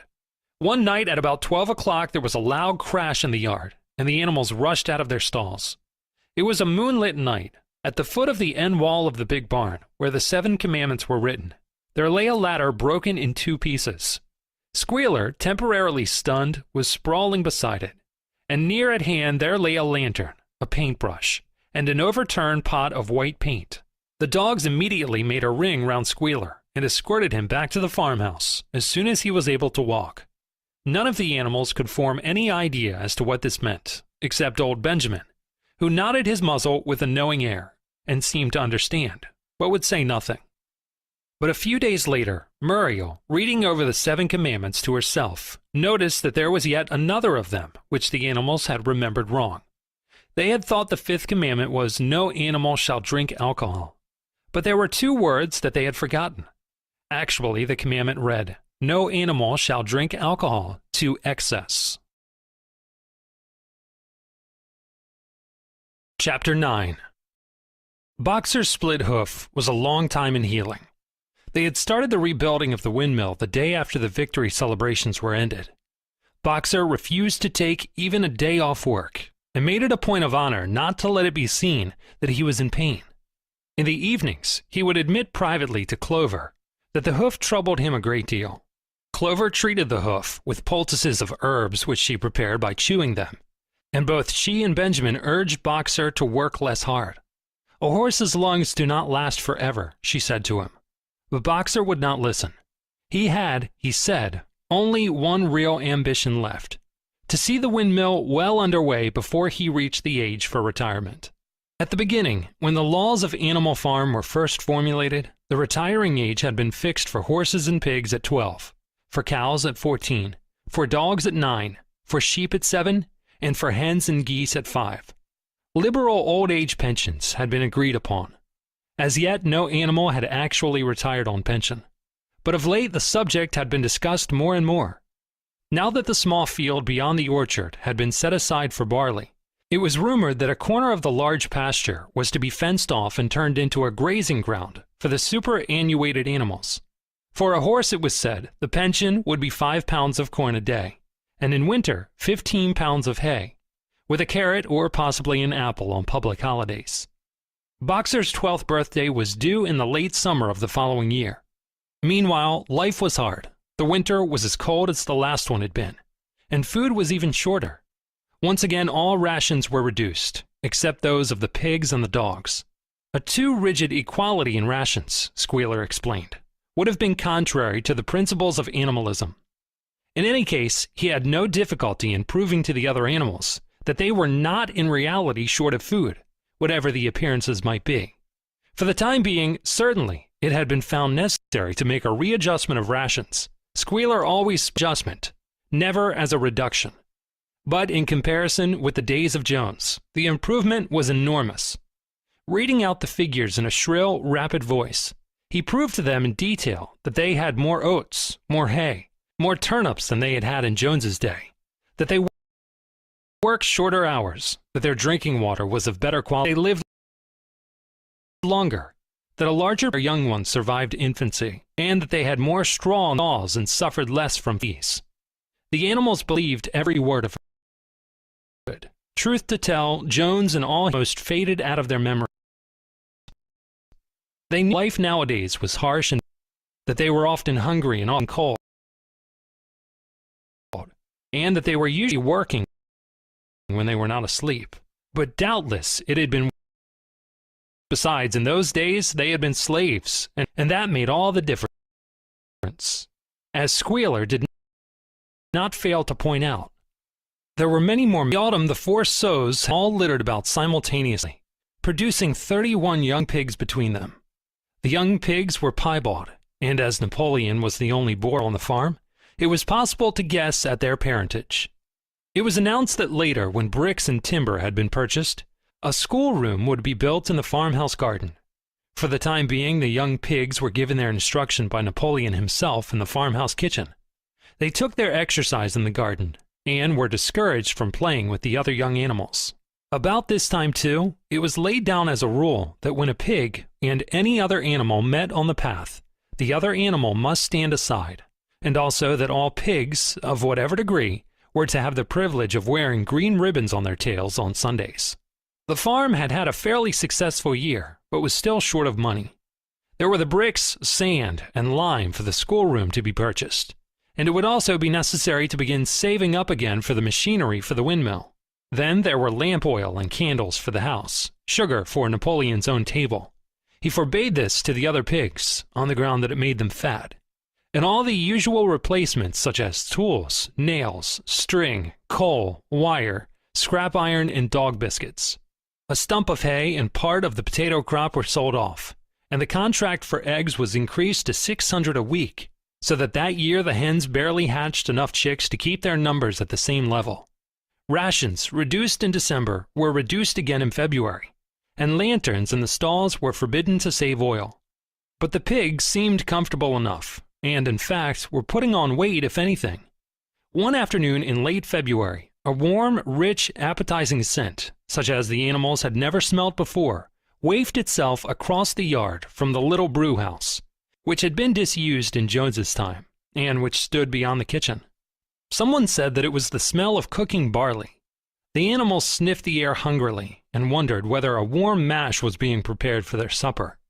But no warm mash appeared, and on the following Sunday it was announced that from now onwards all barley would be reserved for the pigs. The field beyond the orchard had already been sown with barley, and the news soon leaked out that every pig was now receiving a ration of a pint of beer daily, with half a gallon for Napoleon himself, which was always served to him in the Crown Derby soup tureen. But if there were hardships to be borne, they were partly offset by the fact that life nowadays had a greater dignity than it had had before. There were more songs, more speeches, more processions. Napoleon had commanded that once a week there should be held something called a spontaneous demonstration, the object of which was to celebrate the struggles and triumphs of Animal Farm. At the appointed time, the animals would leave their work and march round the precincts of the farm in military formation, with the pigs leading, then the horses, then the cows, then the sheep, and then the poultry. The dogs flanked the procession, and at the head of all marched Napoleon's black cockerel. Boxer and Clover always carried between them a green banner, marked with the hoof and the horn, and the caption, "Long live Comrade Napoleon." Afterwards, there were recitations of poems composed in Napoleon's honor, and a speech by Squealer giving particulars of the latest increases in the production of foodstuffs, and on occasion, a shot was fired from the gun. The sheep were the greatest devotees of the spontaneous demonstration, and if anyone complained, as a few animals sometimes did, when no pigs or dogs were near, that they wasted time and meant a lot of standing about in the cold, the sheep were sure to silence him with a tremendous bleating of 4 legs good, 2 legs bad. But by and large, the animals enjoyed these celebrations. They found it comforting to be reminded that, after all, they were truly their own masters, and that the work they did was for their own benefit. So that what with the songs, the processions, Squealer's list of figures, the thunder of the gun, the crowing of the cockerel, and the fluttering of the flag, they were able to forget that their bellies were empty, at least part of the time. In April, Animal Farm was proclaimed a republic, and it became necessary to elect a president. There was only one candidate, Napoleon, who was elected unanimously. On the same day, it was given out that fresh documents had been discovered, which revealed further details about Snowball's complicity with Jones. It now appeared that Snowball had not, as the animals had previously imagined, merely attempted to lose the battle of the cowshed by means of a stratagem, but had been openly fighting on Jones's side. In fact, it was he who had actually been the leader of the human forces, and had charged into battle with the words "Long live humanity" on his lips. The wounds on Snowball's back, which a few of the animals still remembered to have seen, had been inflicted by Napoleon's teeth. In the middle of the summer, Moses the raven suddenly reappeared on the farm, after an absence of several years. He was quite unchanged, still did no work, and talked in the same strains as ever about Sugar Candy Mountain. He would perch on a stump, flap his black wings, and talk by the hour to anyone who would listen. "Up there, comrades," he would say solemnly, pointing to the sky with his large beak. "Up there, just on the other side of that dark cloud that you can see, there it lies, Sugar Candy Mountain. That happy country where we poor animals shall rest forever from our labors." He even claimed to have been there on one of his higher flights, and to have seen the everlasting fields of clover and the linseed cake and lump sugar growing on the hedges. Many of the animals believed him. Their lives now, they reasoned, were hungry and laborious. Was it not right and just that a better world should exist somewhere else? A thing that was difficult to determine was the attitude of the pigs toward Moses. They all declared contemptuously that his stories about Sugar Candy Mountain were lies, and yet they allowed him to remain on the farm, not working, with an allowance of a gill of beer a day. After his hoof had healed up, Boxer worked harder than ever. Indeed, all the animals worked like slaves that year. Apart from the regular work of the farm and the rebuilding of the windmill, there was the schoolhouse for the young pigs, which was started in March. Sometimes the long hours on insufficient food were hard to bear, but Boxer never faltered. In nothing that he said or did was there any sign that his strength was not what it had been. It was only his appearance that was a little altered. His hide was less shiny than it had used to be, and his great haunches seemed to have shrunken. The others said, "Boxer will pick up when the spring grass comes on." But the spring came, and Boxer grew no fatter. Sometimes on the slope leading to the top of the quarry, when he braced his muscles against the weight of some vast boulder, it seemed that nothing kept him on his feet except the will to continue. At such times, his lips were seen to form the words, "I will work harder." He had no voice left. Once again, Clover and Benjamin warned him to take care of his health, but Boxer paid no attention. His 12th birthday was approaching. He did not care what happened, so long as a good store of stone was accumulated before he went on pension. Late one evening in the summer, a sudden rumor ran around the farm that something had happened to Boxer. He had gone out alone to drag a load of stone down to the windmill, and sure enough, the rumor was true. A few minutes later, 2 pigeons came racing in with the news. "Boxer has fallen. He is lying on his side and can't get up." About half the animals on the farm rushed out to the knoll where the windmill stood. There lay Boxer, between the shafts of the cart, his neck stretched out, unable even to raise his head. His eyes were glazed, his sides matted with sweat. A thin stream of blood had trickled out of his mouth. Clover dropped to her knees at his side. "Boxer," she cried, "how are you?" "It is my lung," said Boxer in a weak voice. "It does not matter. I think you will be able to finish the windmill without me. There is a pretty good store of stone accumulated. I had only another month to go in any case. To tell you the truth, I had been looking forward to my retirement. And perhaps, as Benjamin is growing old too, they will let him retire at the same time and be a companion to me." "We must get help at once," said Clover. "Run, somebody, and tell Squealer what has happened." All the other animals immediately raced back to the farmhouse to give Squealer the news. Only Clover remained, and Benjamin, who lay down at Boxer's side, and without speaking, kept the flies off him with his long tail. After about a quarter of an hour, Squealer appeared, full of sympathy and concern. He said that Comrade Napoleon had learned with the very deepest distress of this misfortune to one of the most loyal workers on the farm, and was already making arrangements to send Boxer to be treated in the hospital at Willingdon. The animals felt a little uneasy at this. Except for Molly and Snowball, no other animal had ever left the farm, and they did not like to think of their sick comrade in the hands of human beings. However, Squealer easily convinced them that the veterinary surgeon in Willingdon could treat Boxer's case more satisfactorily than could be done on the farm. And about half an hour later, when Boxer had somewhat recovered, he was with difficulty, got onto his feet, and managed to limp back to his stall, where Clover and Benjamin had prepared a good bed of straw for him. For the next 2 days, Boxer remained in his stall. The pigs had sent out a large bottle of pink medicine, which they had found in the medicine chest in the bathroom, and Clover administered it to Boxer twice a day after meals. In the evening, she lay in his stall and talked to him, while Benjamin kept the flies off him. Boxer professed not to be sorry for what had happened. If he made a good recovery, he might expect to live another 3 years, and he looked forward to the peaceful days that he would spend in the corner of the big pasture. It would be the first time that he had had leisure to study and improve his mind. He intended, he said, to devote the rest of his life to learning the remaining 22 letters of the alphabet. However, Benjamin and Clover could only be with Boxer after working hours, and it was in the middle of the day when the van came to take him away. The animals were all at work weeding turnips under the supervision of a pig, when they were astonished to see Benjamin come galloping from the direction of the farm buildings, braying at the top of his voice. It was the first time that they had ever seen Benjamin excited. Indeed, it was the first time that anyone had ever seen him gallop. "Quick, quick," he shouted. "Come at once, they're taking Boxer away." Without waiting for orders from the pig, the animals broke off work and raced back to the farm buildings. Sure enough, there in the yard was a large closed van, drawn by 2 horses, with letters on its side, and a sly-looking man in a low-crowned bowler hat sitting on the driver's seat, and Boxer's stall was empty. The animals crowded round the van. "Goodbye, Boxer," they chorused. "Goodbye." "Fools! Fools!" shouted Benjamin, prancing around them, and stamping the earth with his small hoofs. "Fools! Do you not see what is written on the side of that van?" That gave the animals pause, and there was a hush.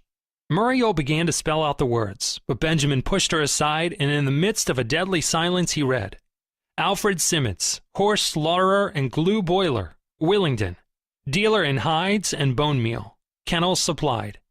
"Do you not understand what that means? They are taking Boxer to the knackers." A cry of horror burst from all the animals. At this moment, the man on the box whipped up his horses, and the van moved out of the yard at a smart trot. All the animals followed, crying out at the tops of their voices. Clover forced her way to the front. The van began to gather speed. Clover tried to stir her stout limbs to a gallop and achieved a canter. "Boxer!" she cried. "Boxer! Boxer! Boxer!" And just at this moment, as though he had heard the uproar outside, Boxer's face, with the white stripe down his nose, appeared at the small window at the back of the van. "Boxer!" cried Clover in a terrible voice. "Boxer, get out quickly! They're taking you to your death!" All the animals took up the cry of "Get out, Boxer, get out!" But the van was already gathering speed and drawing away from them. It was uncertain whether Boxer had understood what Clover had said. But a moment later his face disappeared from the window, and there was the sound of a tremendous drumming of hoofs inside the van. He was trying to kick his way out. The time had been when a few kicks from Boxer's hoofs would have smashed the van to matchwood. But alas, his strength had left him, and in a few moments the sound of drumming hoofs grew fainter and died away. In desperation, the animals began appealing to the two horses which drew the van to stop. "Comrades, comrades," they shouted, "don't take your own brother to his death." But the stupid brutes, too ignorant to realize what was happening, merely set back their ears and quickened their pace. Boxer's face did not reappear at the window. Too late, someone thought of racing ahead and shutting the 5-bar gate. But in another moment, the van was through it and rapidly disappearing down the road. Boxer was never seen again. 3 days later, it was announced that he had died in the hospital at Willingdon, in spite of receiving every attention a horse could have. Squealer came to announce the news to the others. He had, he said, been present during Boxer's last hours. "It was the most affecting sight I have ever seen," said Squealer, lifting his trotter and wiping away a tear. "I was at his bedside at the very last, and at the end, almost too weak to speak, he whispered in my ear that his soul's sorrow was to have passed on before the windmill was finished. 'Forward, comrades,' he whispered. 'Forward in the name of the rebellion. Long live Animal Farm. Long live Comrade Napoleon. Napoleon is always right.' Those were his very last words, comrades." Here, Squealer's demeanor suddenly changed. He fell silent for a moment, and his little eyes darted suspicious glances from side to side before he proceeded. It had come to his knowledge, he said, that a foolish and wicked rumor had been circulating of Boxer's removal. Some of the animals and had actually jumped to the conclusion that Boxer was being sent to the knackers. It was almost unbelievable, said Squealer, that any animal could be so stupid. "Surely," he cried indignantly, whisking his tail and skipping from side to side, "surely they knew their beloved leader, Comrade Napoleon, better than that." But the explanation was really very simple. The van had previously been the property of the knacker, and had been bought by the veterinary surgeon, who had not yet painted the old name out. That was how the mistake had arisen. The animals were enormously relieved to hear this, and when Squealer went on to give further graphic details of Boxer's deathbed, the admirable care he had received, and the expensive medicines for which Napoleon had paid without a thought as to the cost, their last doubts disappeared, and the sorrow that they felt for their comrade's death was tempered by the thought that at last he died happy. Napoleon himself appeared at the meeting on the following Sunday morning, and pronounced a short oration in Boxer's honor. It had not been possible, he said, to bring back their lamented comrade's remains for interment on the farm, but he had ordered a large wreath to be made from the laurels in the farmhouse garden, and sent down to be placed on Boxer's grave. And in a few days' time the pigs intended to hold a memorial banquet in Boxer's honor. Napoleon ended his speech with a reminder of Boxer's two favorite maxims: "I will work harder," and "Comrade Napoleon is always right." Maxims, he said, which every animal would do well to adopt as his own. On the day appointed for the banquet, a grocer's van drove up from Willingdon and delivered a large wooden crate at the farmhouse. That night there was the sound of uproarious singing, which was followed by what sounded like a violent quarrel, and ended at about 11 o'clock with a tremendous crash of glass. No one stirred in the farmhouse before noon on the following day, and the word went round that from somewhere or other the pigs had acquired the money to buy themselves another case of whiskey. Chapter 10. Years passed. The seasons came and went. The short animal lives fled by. A time came when there was no one who remembered the old days before the rebellion, except Clover, Benjamin, Moses the raven, and a number of the pigs. Muriel was dead. Bluebell, Jessie, and Pincher were dead. Jones, too, was dead. He had died in an inebriate's home in another part of the country. Snowball was forgotten. Boxer was forgotten, except by the few who had known him. Clover was an old stout mare now, stiff in the joints, and with a tendency to rheumy eyes. She was 2 years past the retiring age, but in fact no animal had ever actually retired. The talk of setting aside a corner of the pasture for superannuated animals had long since been dropped. Napoleon was now a mature boar of 24 stone. Squealer was so fat that he could with difficulty see out of his eyes. Only old Benjamin was much the same as ever, except for being a little grayer about the muzzle, and since Boxer's death, more morose and taciturn than ever. There were many more creatures on the farm now, though the increase was not so great as had been expected in the earlier years. Many animals had been born to whom the rebellion was only a dim tradition, passed on by word of mouth, and others had been bought who had never heard mention of such a thing before their arrival. The farm possessed 3 horses now besides Clover. They were fine, upstanding beasts, willing workers and good comrades, but very stupid. None of them proved able to learn the alphabet beyond the letter B. They accepted everything that they were told about the rebellion and the principles of animalism, especially from Clover, for whom they had an almost filial respect, but it was doubtful whether they understood very much of it. The farm was more prosperous now, and better organized. It had even been enlarged by 2 fields which had been bought from Mr. Pilkington. The windmill had been successfully completed at last, and the farm possessed a threshing machine and a hay elevator of its own, and various new buildings had been added to it. Whymper had bought himself a dog-cart. The windmill, however, had not after all been used for generating electrical power. It was used for milling corn, and brought in a handsome money profit. The animals were hard at work building yet another windmill. When that one was finished, so it was said, the dynamos would be installed. But the luxuries of which Snowball had once taught the animals to dream, the stalls with electric light and hot and cold water, and the 3-day week were no longer talked about. Napoleon had denounced such ideas as contrary to the spirit of animalism.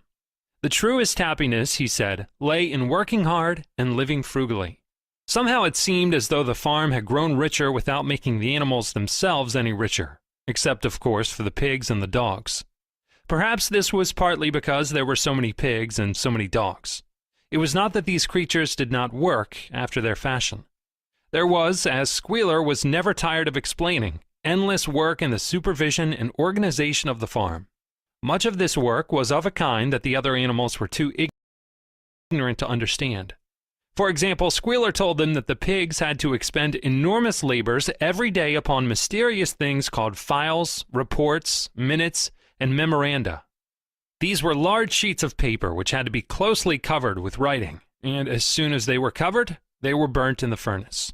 This was of the highest importance for the welfare of the farm, Squealer said. But still, neither pigs nor dogs produced any food by their own labor, and there were very many of them, and their appetites were always good. As for the others, their life, so far as they knew, was as it had always been.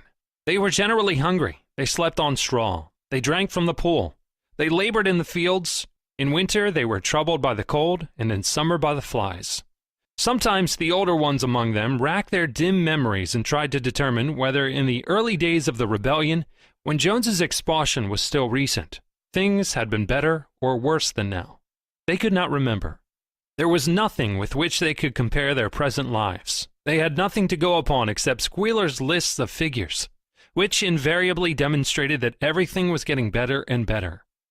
The animals found the problem insoluble. In any case, they had little time for speculating on such things now.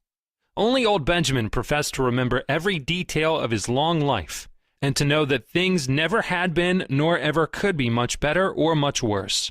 Hunger, hardship, and disappointment being, so he said, the unalterable law of life. And yet the animals never gave up hope. More, they never lost, even for an instant, their sense of honor and privilege in being members of Animal Farm. They were still the only farm in the whole country, in all England, owned and operated by animals. Not one of them, not even the youngest, not even the newcomers who had been brought from farms 10 or 20 miles away, ever ceased to marvel at that. And when they heard the gun booming and saw the green flag fluttering at the masthead, their hearts swelled with imperishable pride, and the talk always turned towards the old heroic days, the expulsion of Jones, the writing of the 7 Commandments, the great battles in which the human invaders had been defeated. None of the old dreams had been abandoned. The Republic of the Animals, which Major had foretold when the green fields of England should be untrodden by human feet, was still believed in. Some day it was coming. It might not be soon, it might not be within the lifetime of any animal now living, but still it was coming. Even the tune of Beasts of England was perhaps hummed secretly here and there. At any rate, it was a fact that every animal on the farm knew it, though no one would have dared to sing it aloud. It might be that their lives were hard, and that not all of their hopes had been fulfilled, but they were conscious that they were not as other animals. If they went hungry, it was not from feeding tyrannical human beings. If they worked hard, at least they worked for themselves. No creature among them went upon two legs. No creature called any other creature master. All animals were equal. One day in early summer, Squealer ordered the sheep to follow him and led them out to a piece of waste ground at the other end of the farm, which had become overgrown with birch saplings. The sheep spent the whole day there browsing at the leaves under Squealer's supervision. In the evening he returned to the farmhouse himself, but, as it was warm weather, told the sheep to stay where they were. It ended by their remaining there for a whole week, during which time the other animals saw nothing of them. Squealer was with them for the greater part of every day. He was, he said, teaching them to sing a new song for which privacy was needed. It was just after the sheep had returned, on a pleasant evening when the animals had finished work and were making their way back to the farm buildings, that the terrified neighing of a horse sounded from the yard. Startled, the animals stopped in their tracks.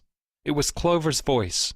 She neighed again, and all the animals broke into a gallop and rushed into the yard. Then they saw what Clover had seen. It was a pig walking on his hind legs. Yes, it was Squealer.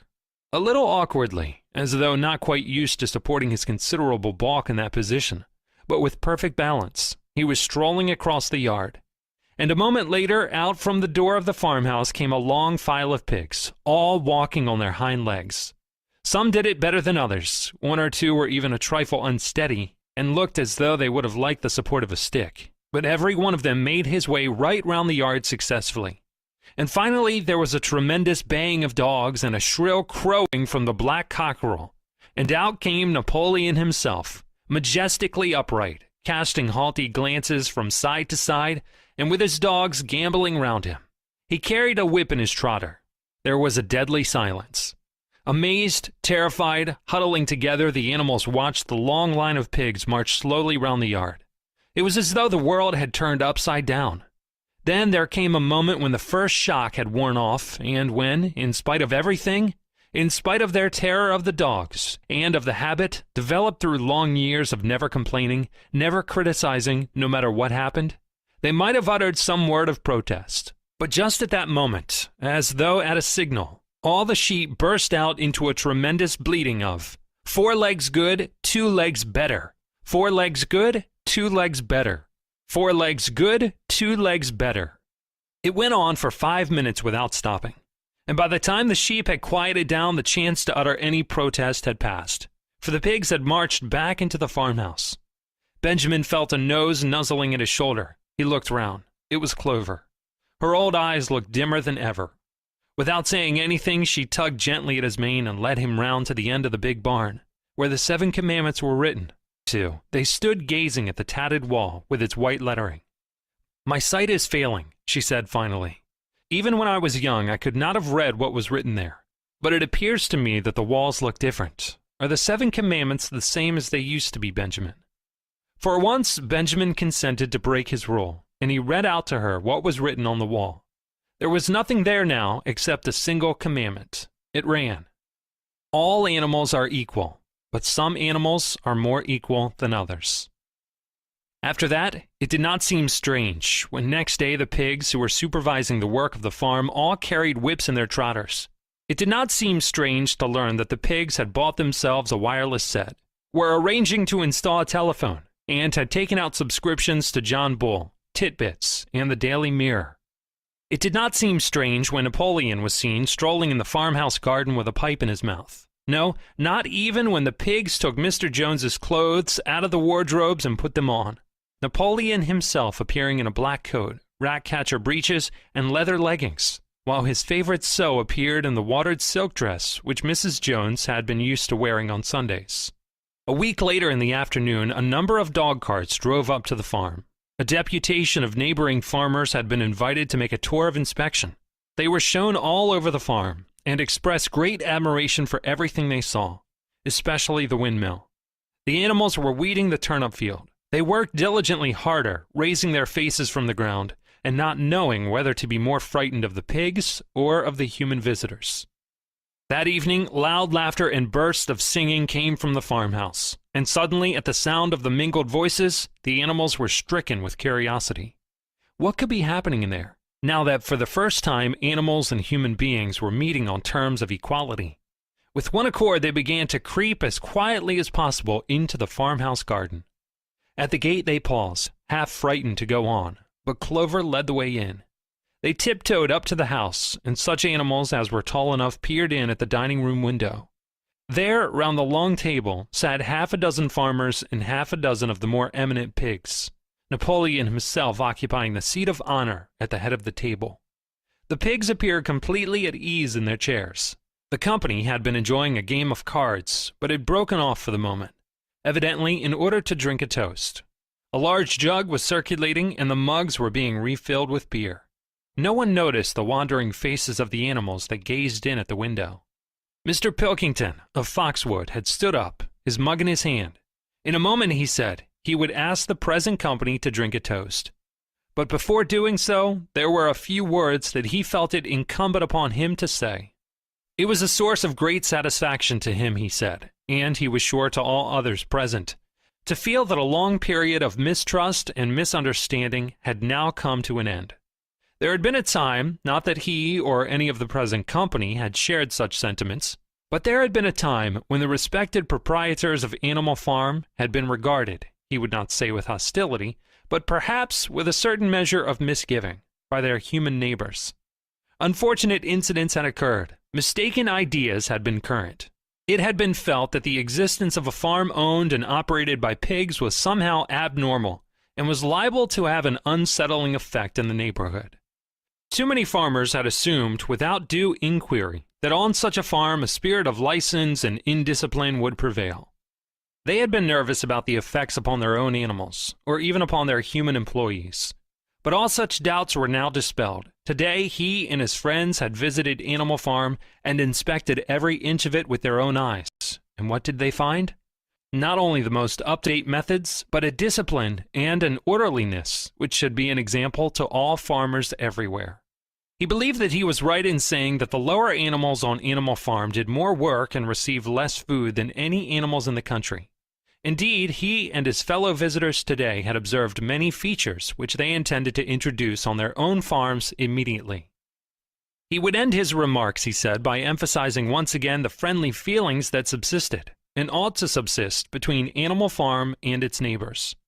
Between pigs and human beings there was not, and there need not be, any clash of interest whatever. Their struggles and their difficulties were one. Was not the labor problem the same everywhere?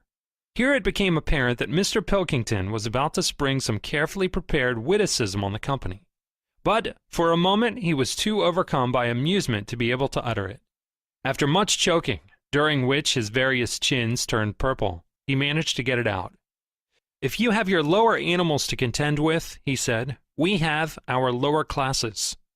This bon mot set the table in a roar, and Mr. Pilkington once again congratulated the pigs on the low rations, the long working hours, and the general absence of pampering which he had observed on Animal Farm. And now, he said finally, he would ask the company to rise to their feet and make certain that their glasses were full. "Gentlemen," concluded Mr. Pilkington, "gentlemen, I give you a toast to the prosperity of Animal Farm." There was enthusiastic cheering and stamping of feet. Napoleon was so gratified that he left his place and came round the table to clink his mug against Mr. Pilkington's before emptying it. When the cheering had died down, Napoleon, who had remained on his feet, intimated that he too had a few words to say. Like all of Napoleon's speeches, it was short and to the point. He too, he said, was happy that the period of misunderstanding was at an end. For a long time there had been rumors, circulated, he had reason to think, by some malignant enemy, that there was something subversive or even revolutionary in the outlook of himself and his colleagues. They had been credited with attempting to stir up rebellion among the animals on neighboring farms. Nothing could be further from the truth. Their sole wish, now and in the past, was to live at peace and in normal business relations with their neighbors. This farm, which he had the honor to control, he added, was a cooperative enterprise. The title deeds, which were in his own possession, were owned by the pigs jointly. He did not believe, he said, that any of the old suspicions still lingered, but certain changes had been made recently in the routine of the farm, which should have the effect of promoting confidence still further. Hitherto, the animals on the farm had had a rather foolish custom of addressing one another as comrade. This was to be suppressed. There had also been a very strange custom, whose origin was unknown, of marching every Sunday morning past a boar's skull, which was nailed to a post in the garden. This too would be suppressed, and the skull had already been buried. His visitors might have observed too the green flag which flew from the masthead. If so, they would perhaps have noted that the white hoof and horn with which it had previously been marked had now been removed. It would be a plain green flag from now onwards. He had only one criticism, he said, to make of Mr. Pilkington's excellent and neighborly speech. Mr. Pilkington had referred throughout to Animal Farm. He could not, of course, know, for he, Napoleon, was only now for the first time announcing it, that the name Animal Farm had been abolished.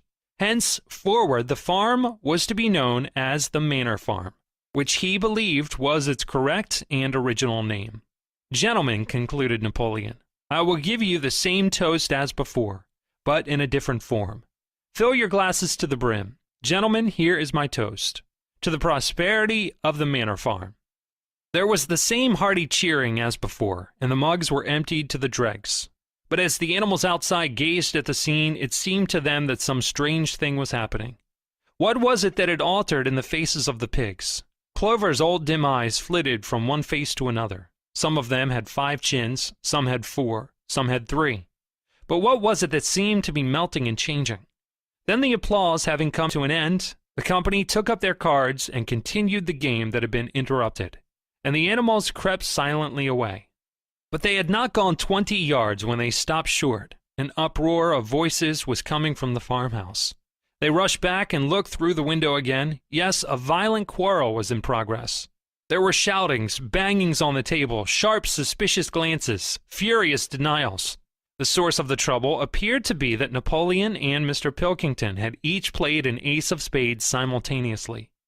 12 voices were shouting in anger, and they were all alike. No question now what had happened to the faces of the pigs.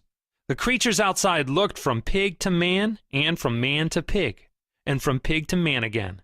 But already it was impossible to say which was which.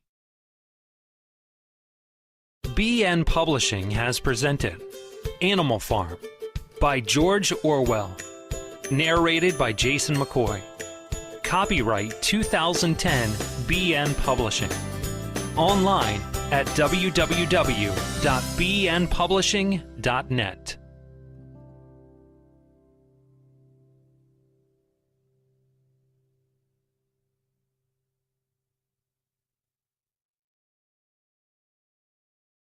Chapter 5. As winter drew on, Molly became more and more troublesome. She was late for work every morning and excused herself by saying that she had overslept, and she complained of mysterious pains, although her appetite was excellent. On every kind of pretext, she would run away from work and go to the drinking pool, where she would stand foolishly gazing at her own reflection in the water. But there was also rumors of something more serious.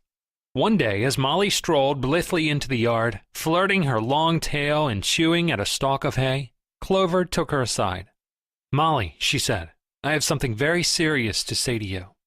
This morning I saw you looking over the hedge that divides Animal Farm from Foxwood.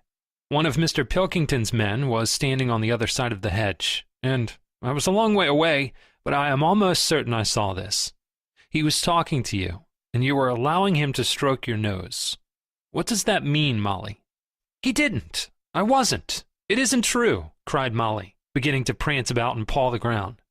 "Molly, look me in the face. Do you give me your word of honor that that man was not stroking your nose?" "It isn't true," repeated Molly. But she could not look Clover in the face, and the next moment she took to her heels and galloped away into the field. A thought struck Clover. Without saying anything to the others, she went to Molly's stall and turned over the straw with her hoof. Hidden under the straw was a little pile of lump sugar and several bunches of ribbon of different colors. 3 days later, Molly disappeared. For some weeks, nothing was known of her whereabouts. Then the pigeons reported that they had seen her on the other side of Willingdon. She was between the shafts of a smart dog cart painted red and black, which was standing outside a public house. A fat, red-faced man in check breeches and gaiters, who looked like a publican, was stroking her nose and feeding her with sugar. Her coat was newly clipped, and she wore a scarlet ribbon around her forelock. She appeared to be enjoying herself, so the pigeons said. None of the animals ever mentioned Molly again. In January, there came bitterly hard weather. The earth was like iron, and nothing could be done in the fields. Many meetings were held in the big barn, and the pigs occupied themselves with planning out the work of the coming season. It had come to be accepted that the pigs, who were manifestly cleverer than the other animals, should decide all questions of farm policy, though their decisions had to be ratified by a majority vote. This arrangement would have worked well enough if it had not been for the disputes between Snowball and Napoleon. These two disagreed at every point where disagreement was possible. If one of them suggested sowing a bigger acreage with barley, the other was certain to demand a bigger acreage of oats. And if one of them said that such and such a field was just right for cabbages, the other would declare that it was useless for anything except roots. Each had his own following, and there were some violent debates. At the meetings, Snowball often won over the majority by his brilliant speeches, but Napoleon was better at canvassing support for himself in between times. He was especially successful with the sheep. Of late, the sheep had taken to bleating. 4 legs good, 2 legs bad, both in and out of season. And they often interrupted the meeting with this. It was noticed that they were especially liable to break into 4 legs good, 2 legs bad at crucial moments in Snowball's speeches. Snowball had made a close study of some back numbers of the farmer and stock breeder, which had been found in the farmhouse, and was full of plans for innovations and improvements. He talked learnedly about field drains, silage, and basic slag, and had worked out a complicated scheme for all the animals to drop their dung directly in the fields, at a different spot every day, to save the labor of cartage. Napoleon produced no schemes of his own, but said quietly that Snowball's would come to nothing, and seemed to be biding his time. But of all their controversies, none was so bitter as the one that took place over the windmill. In the long pasture, not far from the farm buildings, there was a small knoll, which was the highest point on the farm. After surveying the ground, Snowball declared that this was just the place for a windmill, which could be made to operate a dynamo and supply the farm with electrical power. This would light the stalls and warm them in winter, and would also run a circular saw, a chaff cutter, a mangle slicer, and an electric milking machine. The animals had never heard of anything of this kind before, for the farm was an old-fashioned one, and had only the most primitive machinery. And they listened in astonishment while Snowball conjured up pictures of fantastic machines which would do their work for them while they grazed at their ease in the fields, or improved their minds with reading and conversation. Within a few weeks, Snowball's plans for the windmill were fully worked out. The mechanical details came mostly from 3 books which had belonged to Mr. Jones. 1,000 Useful Things to Do About the House, Every Man His Own Bricklayer, and Electricity for Beginners. Snowball used as his study a shed which had once been used for incubators and had a small wooden floor, suitable for drawing on. He was closeted there for hours at a time, with his books held open by a stone, and with a piece of chalk gripped between the knuckles of his trotter. He would move rapidly to and fro, drawing in line after line and uttering little whimpers of excitement. Gradually, the plans grew into a complicated mass of cranks and cogwheels, covering more than half the floor, which the other animals found completely unintelligible, but very impressive. All of them came to look at Snowball's drawings at least once a day. Even the hens and ducks came, and were at pains not to tread on the chalk marks. Only Napoleon held aloof. He had declared himself against the windmill from the start. One day, however, he arrived unexpectedly to examine the plans. He walked heavily round the shed, looked closely at every detail of the plans, and snuffed at them once or twice, then stood for a little while, contemplating them out of the corner of his eye. Then suddenly he lifted his leg, urinated over the plans, and walked out without uttering a word. The whole farm was deeply divided on the subject of the windmill. Snowball did not deny that to build it would be a difficult business. Stone would have to be carried and built up into walls. Then the sails would have to be made, and after that there would be need for dynamos and cables. How these were to be procured, Snowball did not say, but he maintained that it could all be done in a year. And thereafter he declared so much labor would be saved that the animals would only need to work 3 days a week. Napoleon, on the other hand, argued that the great need of the moment was to increase food production, and that if they wasted time on the windmill, they would all starve to death. The animals formed themselves into 2 factions under the slogan, "Vote for Snowball and the 3-day week," and "Vote for Napoleon and the full manger." Benjamin was the only animal who did not side with either faction. He refused to believe either that food would become more plentiful or that the windmill would save work. Windmill or no windmill, he said, life would go on as it had always gone on. That is, badly. Apart from the disputes over the windmill, there was the question of the defense of the farm. It was fully realized that though the human beings had been defeated in the Battle of the Cowshed, they might make another and more determined attempt to recapture the farm and reinstate Mr. Jones. They had all the more reason for doing so, because the news of their defeat had spread across the countryside and made the animals on the neighboring farms more restive than ever. As usual, Snowball and Napoleon were in disagreement. According to Napoleon, what the animals must do was to procure firearms and train themselves in the use of them. According to Snowball, they must send out more and more pigeons and stir up rebellion among the animals on the other farms. The one argued that if they could not defend themselves, they were bound to be conquered. The other argued that if rebellions happened everywhere, they would have no need to defend themselves. The animals listened first to Napoleon, then to Snowball, and could not make up their minds which was right. Indeed, they always found themselves in agreement with the one who was speaking at the moment. At last, the day came when Snowball's plans were completed. At the meeting on the following Sunday, the question of whether or not to begin work on the windmill was to be put to the vote. When the animals had assembled in the big barn, Snowball stood up and, though occasionally interrupted by bleating from the sheep, set forth his reasons for advocating the building of the windmill. Then Napoleon stood up to reply. He said very quietly that the windmill was nonsense, and that he advised nobody to vote for it, and promptly sat down again. He had spoken for barely 30 seconds, and seemed almost indifferent as to the effect he produced. At this, Snowball sprang to his feet, and shouting down the sheep, who had begun bleating again, broke into a passionate appeal in favor of the windmill. Until now, the animals had been about equally divided in their sympathies. But in a moment, Snowball's eloquence had carried them away. In glowing sentences, he painted a picture of Animal Farm, as it might be when sordid labor was lifted from the animals' backs. His imagination had now run far beyond chaff cutters and turnip slicers. Electricity, he said, could operate threshing machines, plows, harrows, rollers, and reapers and binders, besides supplying every stall with its own electric light, hot and cold water, and an electric heater. By the time he had finished speaking, there was no doubt as to which way the vote would go.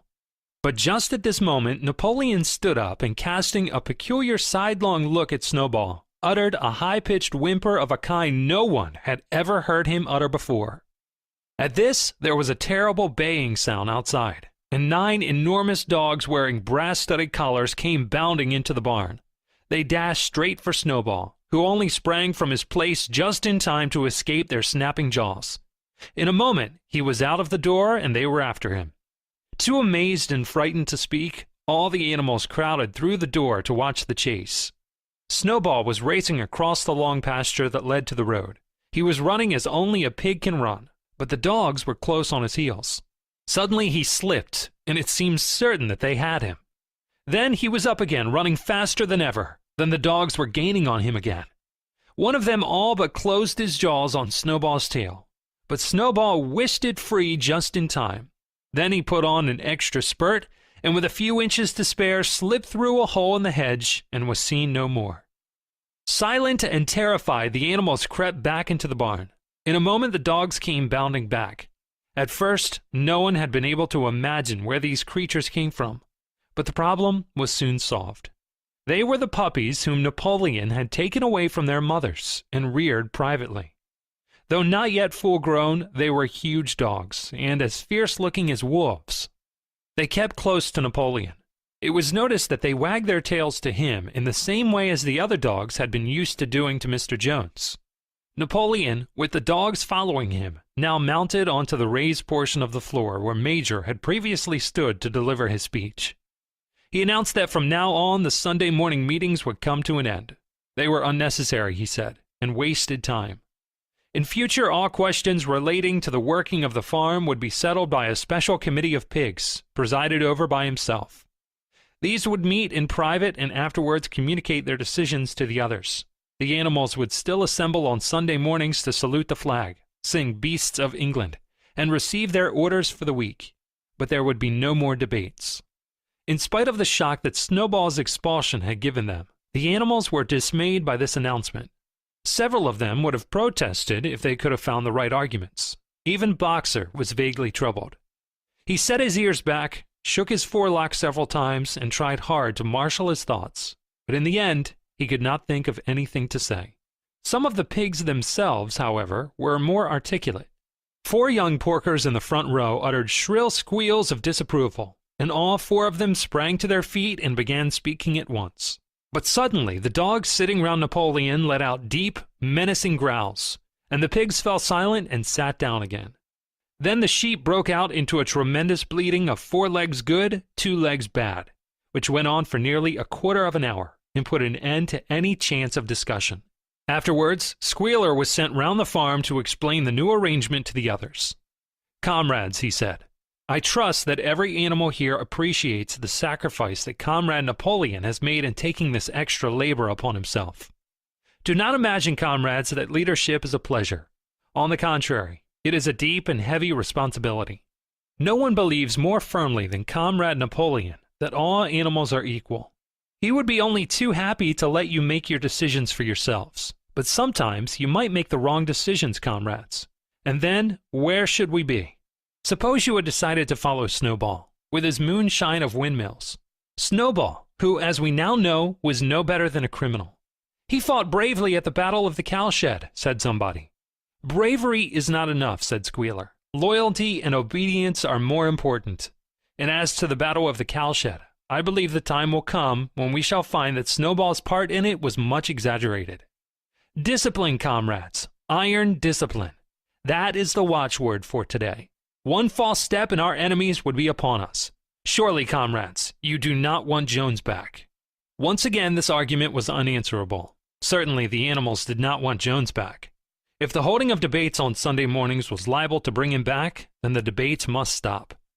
Boxer, who had now had time to think things over, voiced the general feeling by saying, "If Comrade Napoleon says it, it must be true." And from then on, he adopted the maxim, "Napoleon is always right," in addition to his private motto of, "I will work harder." By this time, the weather had broken and the spring plowing had begun. The shed where Snowball had drawn his plans of the windmill had been shut up, and it was assumed that the plans had been rubbed off the floor. Every Sunday morning at 10 o'clock, the animals assembled in the big barn to receive their orders for the week. The skull of old Major, now clean of flesh, had been disinterred from the orchard and set up on a stump at the foot of the flagstaff, beside the gun. After the hoisting of the flag, the animals were required to file past the skull in a reverent manner before entering the barn.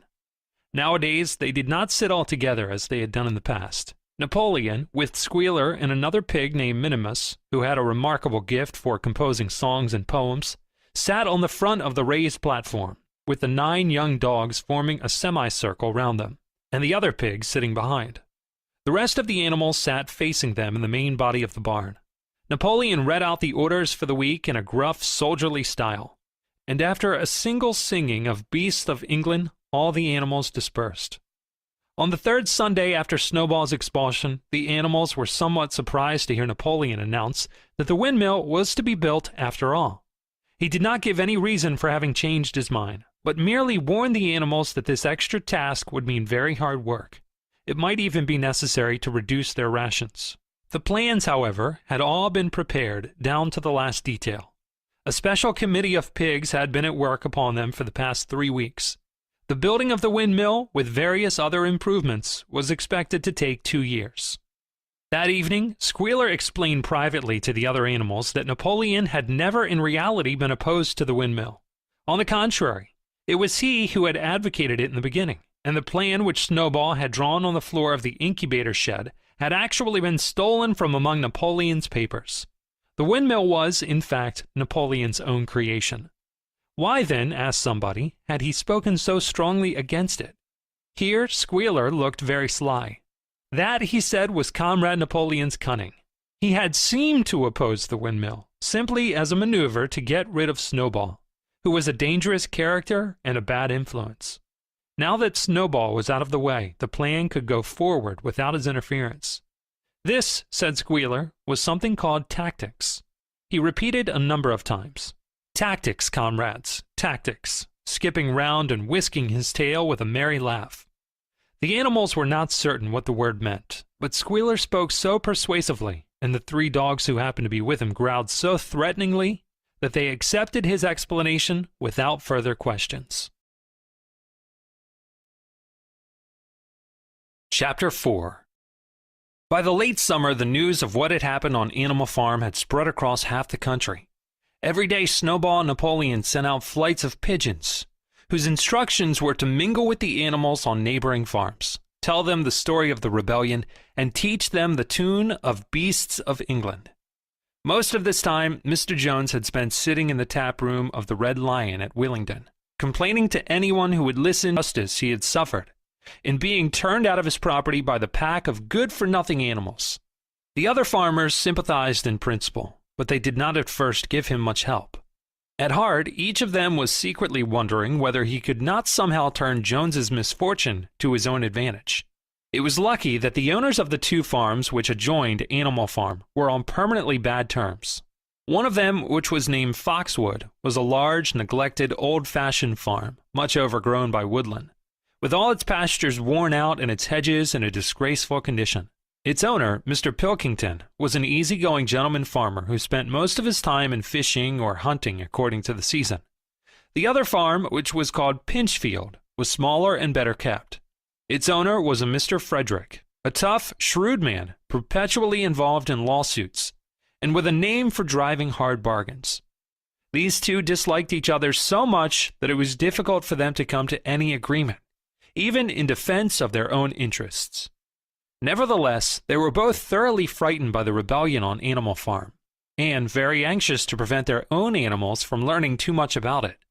At first, they pretended to laugh to scorn the idea of animals managing a farm for themselves. The whole thing would be over in a fortnight, they said. They put it about that the animals on the Manor Farm, they insisted calling it the Manor Farm, they would not tolerate the name Animal Farm, were perpetually fighting among themselves, and were also rapidly starving to death.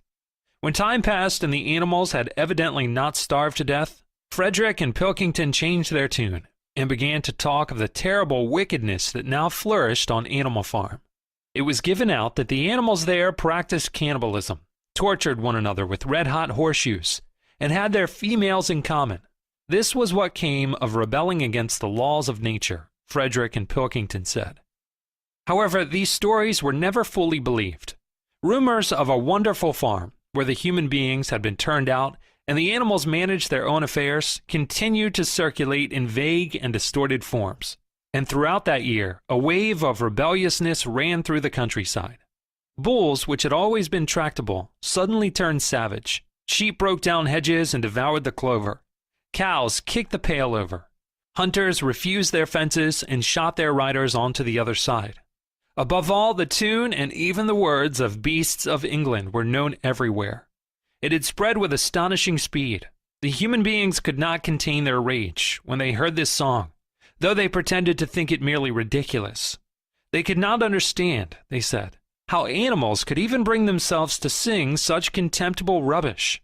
Any animal caught singing it was given a flogging on the spot, and yet the song was irrepressible. The blackbirds whistled it in the hedges. The pigeons cooed it in the elms. It got into the din of the smithies and the tune of the church bells. And when the human beings listened to it, they secretly trembled, hearing in it a prophecy of their future doom. Early in October, when the corn was cut and stacked and some of it was already threshed, a flight of pigeons came whirling through the air and alighted in the yards of Animal Farm in the wildest excitement. Jones and all his men, with half a dozen others from Foxwood and Pinchfield, had entered the 5-bar gate and were coming up the cart track that led to the farm. They were all carrying sticks, except Jones, who was marching ahead with a gun in his hands. Obviously, they were going to attempt to recapture the farm. This had long been expected, and all preparations had been made. Snowball, who had studied an old book on Julius Caesar's campaigns, which he had found in the farmhouse, was in charge of the defensive operations. He gave his orders quickly, and in a couple of minutes, every animal was at his post. As the human beings approached the farm buildings, Snowball launched his first attack. All the pigeons, to the number of 35, flew to and fro over the men's heads and muted upon them from midair. And while the men were dealing with this, the geese, who had been hiding behind the hedge, rushed out and pecked viciously at the calves of their legs. However, this was only a light skirmishing maneuver, intended to create a little disorder, and the men easily drove the geese off with their sticks. Snowball now launched his second line of attack. Muriel, Benjamin, and all the sheep, with Snowball at the head of them, rushed forward and prodded and butted the men from every side, while Benjamin turned around and lashed at them with his small hoofs. But once again, the men, with their sticks and their hobnailed boots, were too strong for them. And suddenly, at a squeal from Snowball, which was the signal for retreat, all the animals turned and fled through the gateway into the yard. The men gave a shout of triumph. They saw, as they imagined, their enemies in flight, and they rushed after them in disorder. This was just what Snowball had intended. As soon as they were well inside the yard, the 3 horses, the 3 cows, and the rest of the pigs who had been lying in ambush in the cowshed suddenly emerged in their rear, cutting them off. Snowball now gave the signal for the charge. He himself dashed straight for Jones. Jones saw him coming, raised his gun, and fired. The pellets scored bloody streaks along Snowball's back, and a sheep dropped dead. Without halting for an instant, Snowball flung his 15 stone against Jones's legs. Jones was hurled into a pile of dung, and his gun flew out of his hands. But the most terrifying spectacle of all was Boxer. Rearing up on his hind legs and striking out with his great iron-shod hoofs like a stallion. His very first blow took a stable lad from Foxwood on the skull, and stretched him lifeless in the mud. At the sight, several men dropped their sticks and tried to run. Panic overtook them, and the next moment all the animals together were chasing them round and round the yard. They were gored, kicked, bitten, trampled on. There was not an animal on the farm that did not take vengeance on them after his own fashion. Even the cat suddenly leapt off a roof onto a cowman's shoulders and sank her claws into his neck, at which he yelled horribly. At a moment when the opening was clear, the men were glad enough to rush out of the yard and make a bolt for the main road. And so within 5 minutes of their invasion, they were in ignominious retreat by the same way as they had come, with a flock of geese hissing after them and pecking at their calves all the way. All the men were gone except one. Back in the yard, Boxer was pawing with his hoof at the stable lad, who lay face down in the mud, trying to turn him over. The boy did not stir. "He is dead," said Boxer sorrowfully. "I had no intention of doing that. I forgot that I was wearing iron shoes. Who will believe that I did not do this on purpose?" "No sentimentality, comrade," cried Snowball, from whose wounds the blood was still dripping. "War is war. The only good human being is a dead one." "I have no wish to take life, not even human life," repeated Boxer, and his eyes were full of tears. "Where's Molly?" exclaimed somebody. Molly, in fact, was missing. For a moment there was great alarm. It was feared that the men might have harmed her in some way, or even carried her off with them. In the end, however, she was found hiding in her stall with her head buried among the hay in the manger. She had taken to flight as soon as the gun went off, and when the others came back from looking for her, it was to find that the stable lad, who in fact was only stunned, had already recovered and made off. The animals had now reassembled in the wildest excitement, each recounting his own exploits in the battle at the top of his voice. An impromptu celebration of the victory was held immediately. The flag was run up and Beast of England was sung a number of times. Then the sheep who had been killed was given a solemn funeral, a hawthorn bush being planted on her grave. At the graveside, Snowball made a little speech, emphasizing the need for all animals to be ready to die for Animal Farm if need be. The animals decided unanimously to create a military decoration, Animal Hero First Class, which was conferred then and there on Snowball and Boxer. It consisted of a brass medal. They were really some old horse brasses which had been found in the harness room, to be worn on Sundays and holidays. There was also Animal Hero Second Class, which was conferred posthumously on the dead sheep. There was much discussion as to what the battle should be called. In the end, it was named the Battle of the Cowshed, since that was where the ambush had been sprung. Mr. Jones's gun had been found lying in the mud, and it was known that there was a supply of cartridges in the farmhouse. It was decided to set the gun up at the foot of the flagstaff, like a piece of artillery, and to fire it twice a year, once on October the 12th, the anniversary of the Battle of the Cowshed, and once on Midsummer Day, the anniversary of the rebellion. Chapter 3. How they toiled and sweated to get the hay in, but their efforts were rewarded, for the harvest was an even bigger success than they had hoped. Sometimes the work was hard. The implements had been designed for human beings and not for animals, and it was a great drawback that no animal was able to use any tool that involved standing on his hind legs. But the pigs were so clever that they could think of a way round every difficulty. As for the horses, they knew every inch of the field, and in fact understood the business of mowing and raking far better than Jones and his men had ever done. The pigs did not actually work, but directed and supervised the others. With their superior knowledge, it was natural that they should assume the leadership. Boxer and Clover would harness themselves to the cart. No bits or reins were needed these days, of course, and tramp steadily round and round the field with a pig walking behind and calling out, "Gee up, comrade," or "Whoa back, comrade," as the case might be. And every animal, down to the humblest, worked at turning the hay and gathering it. Even the ducks and hens toiled to and fro all day in the sun, carrying tiny wisps of hay in their beaks. In the end, they finished the harvest in 2 days less time than it had usually taken Jones and his men. Moreover, it was the biggest harvest that the farm had ever seen.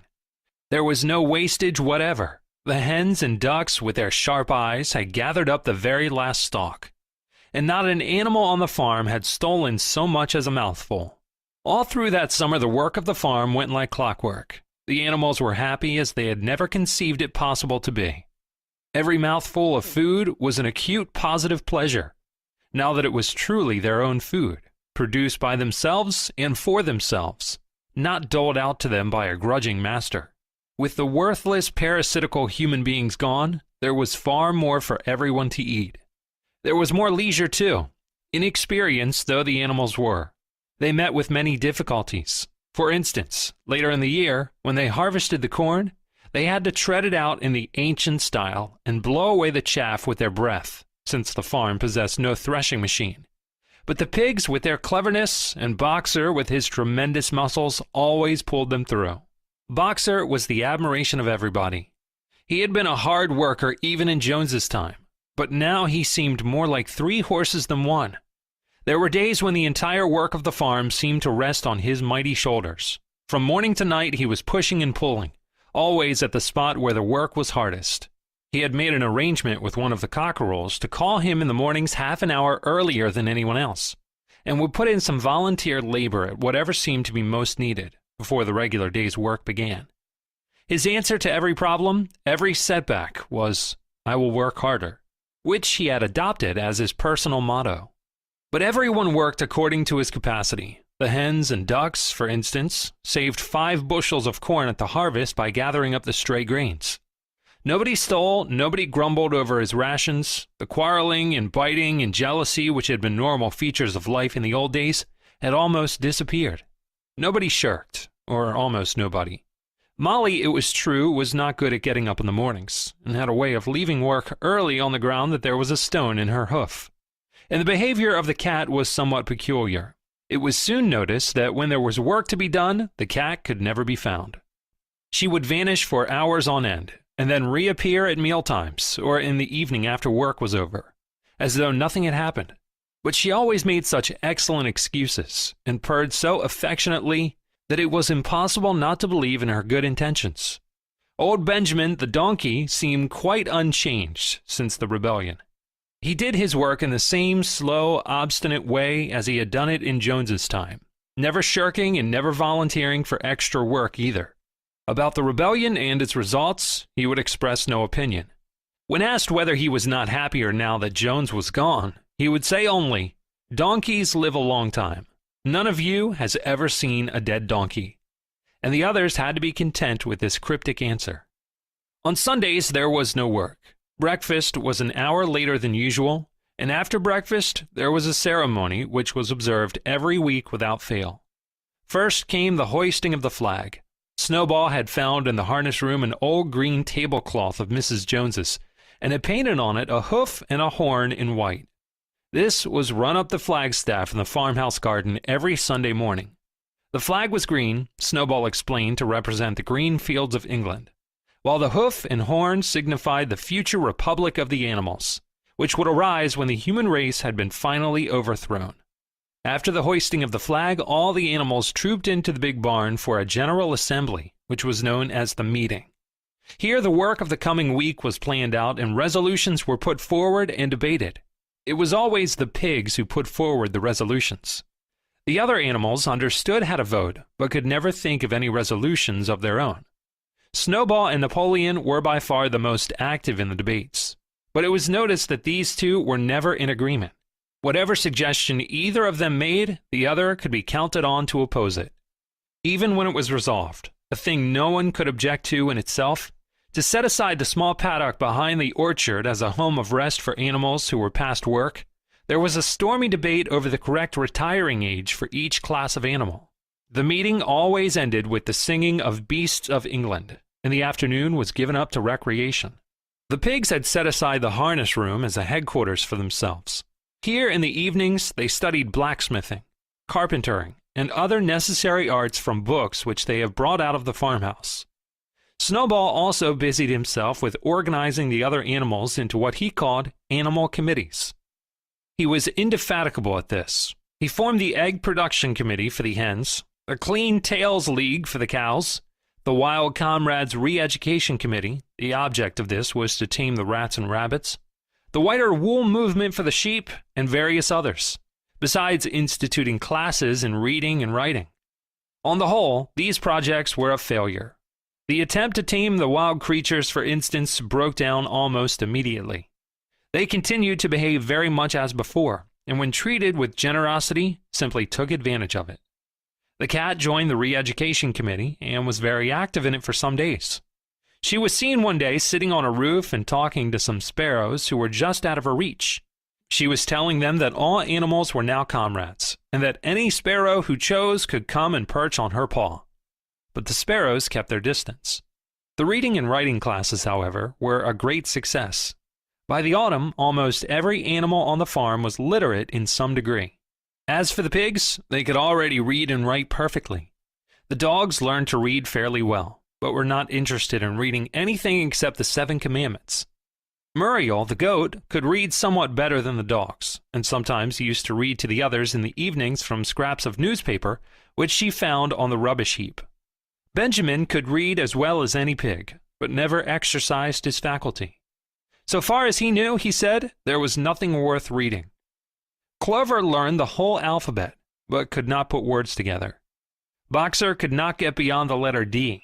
He would trace out A, B, C, D in the dust with his great hoof, and then would stand staring at the letters with his ears back, sometimes shaking his forelock, trying with all his might to remember what came next, and never succeeding.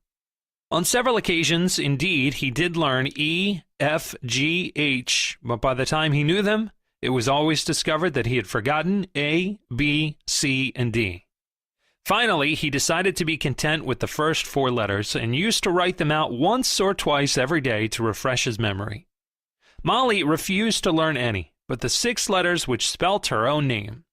She would form these very neatly out of pieces of twig and would then decorate them with a flower or two and walk round them admiring them. None of the other animals on the farm could get further than the letter A.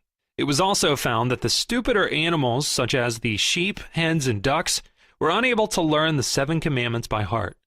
After much thought, Snowball declared that the 7 Commandments could in effect be reduced to a single maxim, namely, 4 legs good, 2 legs bad. This, he said, contained the essential principle of animalism. Whoever had thoroughly grasped it would be safe influences. Birds at first objected, since it seemed to them that they also had 2 legs. But Snowball proved to them that this was not so.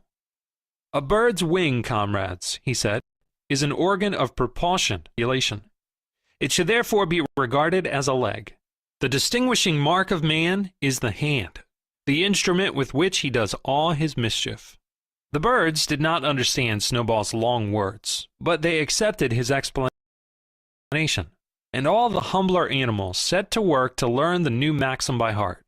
4 legs good, 2 legs bad was inscribed on the end wall of the barn, above the 7 commandments and in bigger letters. When they had once got it by heart, the sheep developed a great liking for this maxim, and often as they lay in the field, they would all start bleating, 4 legs good, 2 legs bad. 4 legs good, bad, and keep it up for hours on end, never growing tired of it. Napoleon took no interest in Snowball's committees. He said that the education of the young was more important than could be done for those who were already grown up. It happened that Jessie and Bluebell had both whelped soon after the hay harvest, giving birth between them to 9 sturdy puppies. As soon as they were weaned, Napoleon took them away from their mothers, saying that he would make himself responsible for their education. He took them up into a loft which could only be reached by a ladder from the harness room, and there kept them in such seclusion that the rest of the farm soon forgot their existence. The mystery of where the milk went to was soon cleared up. It was mixed every day into the pig's mash. The early apples were mass of the orchard was littered with windfalls. The animals had assumed as a matter of course that these would be shared out equally. One day, however, the order went forth that all the windfalls were to be collected and brought to the harness room for the use of the pigs. At this, some of the other animals murmured, but it was no use. All the pigs were in full agreement on this point, even Snowball and Napoleon. Squealer was sent to make the necessary explanations to the others. "Comrades," he cried, "you do not imagine, I hope, that we pigs are doing this in a spirit of selfishness and privilege. Many of us actually dislike milk and apples. I dislike them myself. Our sole object in taking these things is to preserve our health. Milk and apples, this has been proved by science, comrades, contain substances absolutely necessary to the well-being of a pig. We pigs are brain workers. The whole management and organization of this farm depend on us. Day and night we are watching over your welfare. It is for your sake that we drink that milk and eat those apples. Do you know what would happen if we pigs failed in our duty? Jones would come back. Yes, Jones would come back. Surely, comrades," cried Squealer, almost pleadingly, skipping from side to side and whisking his tail. "Surely there is no one among you who wants to see Jones come back." Now, if there was one thing that the animals were completely certain of, it was that they did not want Jones back.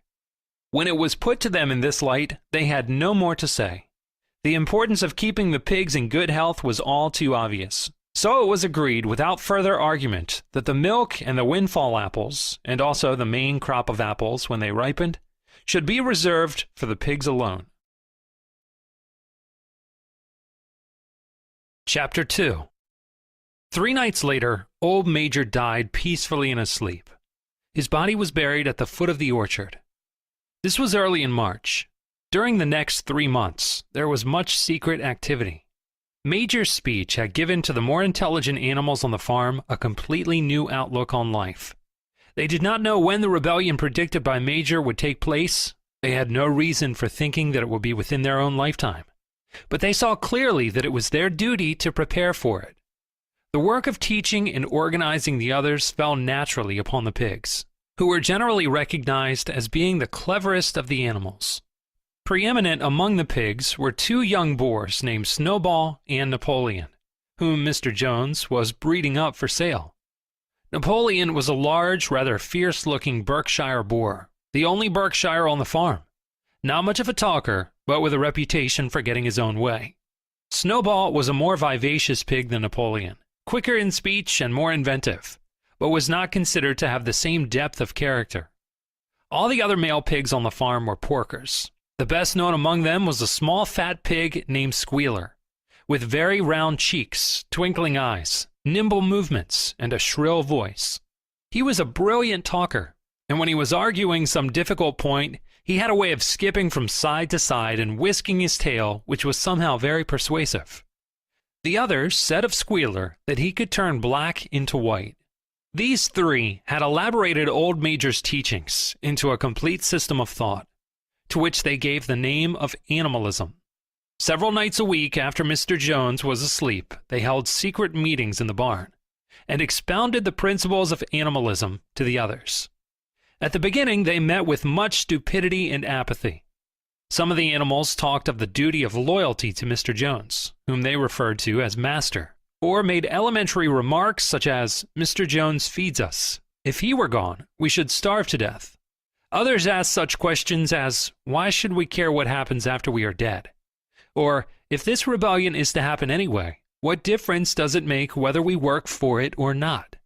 And the pigs had great difficulty in making them see that this was contrary to the spirit of animalism. The stupidest questions of all were asked by Molly, the white mare. The very first question she asked Snowball was, "Will there still be sugar after the rebellion?" "No," said Snowball firmly. "We have no means of making sugar on this farm. Besides, you do not need sugar. You will have all the oats and hay you want." "And shall I still be allowed to wear ribbons in my mane?" asked Molly. "Comrade," said Snowball, "those ribbons that you are so devoted to are the badge of slavery. Can you not understand that liberty is worth more than ribbons?" Molly agreed, but she did not sound very convinced. The pigs had an even harder struggle to counteract the lies put about by Moses, the tame raven. Moses, who was Mr. Jones's especial pet, was a spy and a tale-bearer, but he was also a clever talker. He claimed to know of the existence of a mysterious country called Sugar Candy Mountain, to which all animals went when they died. It was situated somewhere up in the sky, a little distance beyond the clouds, Moses said. In Sugar Candy Mountain, it was Sunday 7 days a week. Clover was in season all the year round, and lump sugar and linseed cake grew on the hedges. The animals hated Moses because he told tales and did no work, but some of them believed in Sugar Candy Mountain, and the pigs had to argue very hard to persuade them that there was no such place. Their most faithful disciples were the two cart horses, Boxer and Clover. These two had great difficulty in thinking anything out for themselves, but having once accepted the pigs as their teachers, they absorbed everything that they were told, and passed it on to the other animals by simple arguments. They were unfailing in their attendance at the secret meetings in the barn, and led the singing of Beasts of England, with which the meetings always ended. Now, as it turned out, the rebellion was achieved much earlier and more easily than anyone had expected. In past years, Mr. Jones, although a hard master, had been a capable farmer, but of late he had fallen on evil days. He had become much disheartened after losing money in a lawsuit, and had taken to drinking more than was good for him. For whole days at a time he would lounge in his Windsor chair in the kitchen, reading the newspapers, drinking, and occasionally feeding Moses on crusts of bread soaked in beer. His men were idle and dishonest. The fields were full of weeds. The buildings wanted roofing. The hedges were neglected, and the animals were underfed. June came, and the hay was almost ready for cutting. On Midsummer's Eve, which was a Saturday, Mr. Jones went into Willingdon, and got so drunk at the Red Lion that he did not come back till midday on Sunday. The men had milked the cows in the early morning, and then had gone out rabbiting, without bothering to feed the animals. When Mr. Jones got back, he immediately went to sleep on the drawing-room sofa with the news of the world over his face. The animals were still undead. At last they could stand it no longer. One of the cows broke in the door of the store shed with her horn, and all the animals began to help themselves from the bins. It was just then that Mr. Jones woke up. The next moment he and his 4 men were in the store shed with whips in their hands, lashing out in all directions. This was more than the hungry animals could bear. With one accord, though nothing of the kind had been planned beforehand, they flung themselves upon their tormentors. Jones and his men suddenly found themselves being butted and kicked from all sides. The situation was quite out of their control. They had never seen animals behave like this before, and this sudden uprising of creatures whom they were used to thrashing and maltreating just as they chose frightened them, almost out of their wits. After only a moment or two, they gave up trying to defend themselves and took to their heels. A minute later, all 5 of them were in full flight down the cart track that led to the main road, with the animals pursuing them in triumph. Mrs. Jones looked out of the bedroom window, saw what was happening, hurriedly flung a few possessions into a carpet-bag, and slipped out of the farm by another way. Moses sprang off his perch and flapped after her, croaking loudly. Meanwhile, the animals had chased Jones and his men out onto the road and slammed the 5-barred gate behind them. And so, almost before they knew what was happening, the rebellion had successfully carried through. Jones was expelled, and the manor farm was theirs. For the first few minutes, the animals could hardly believe in their good fortune.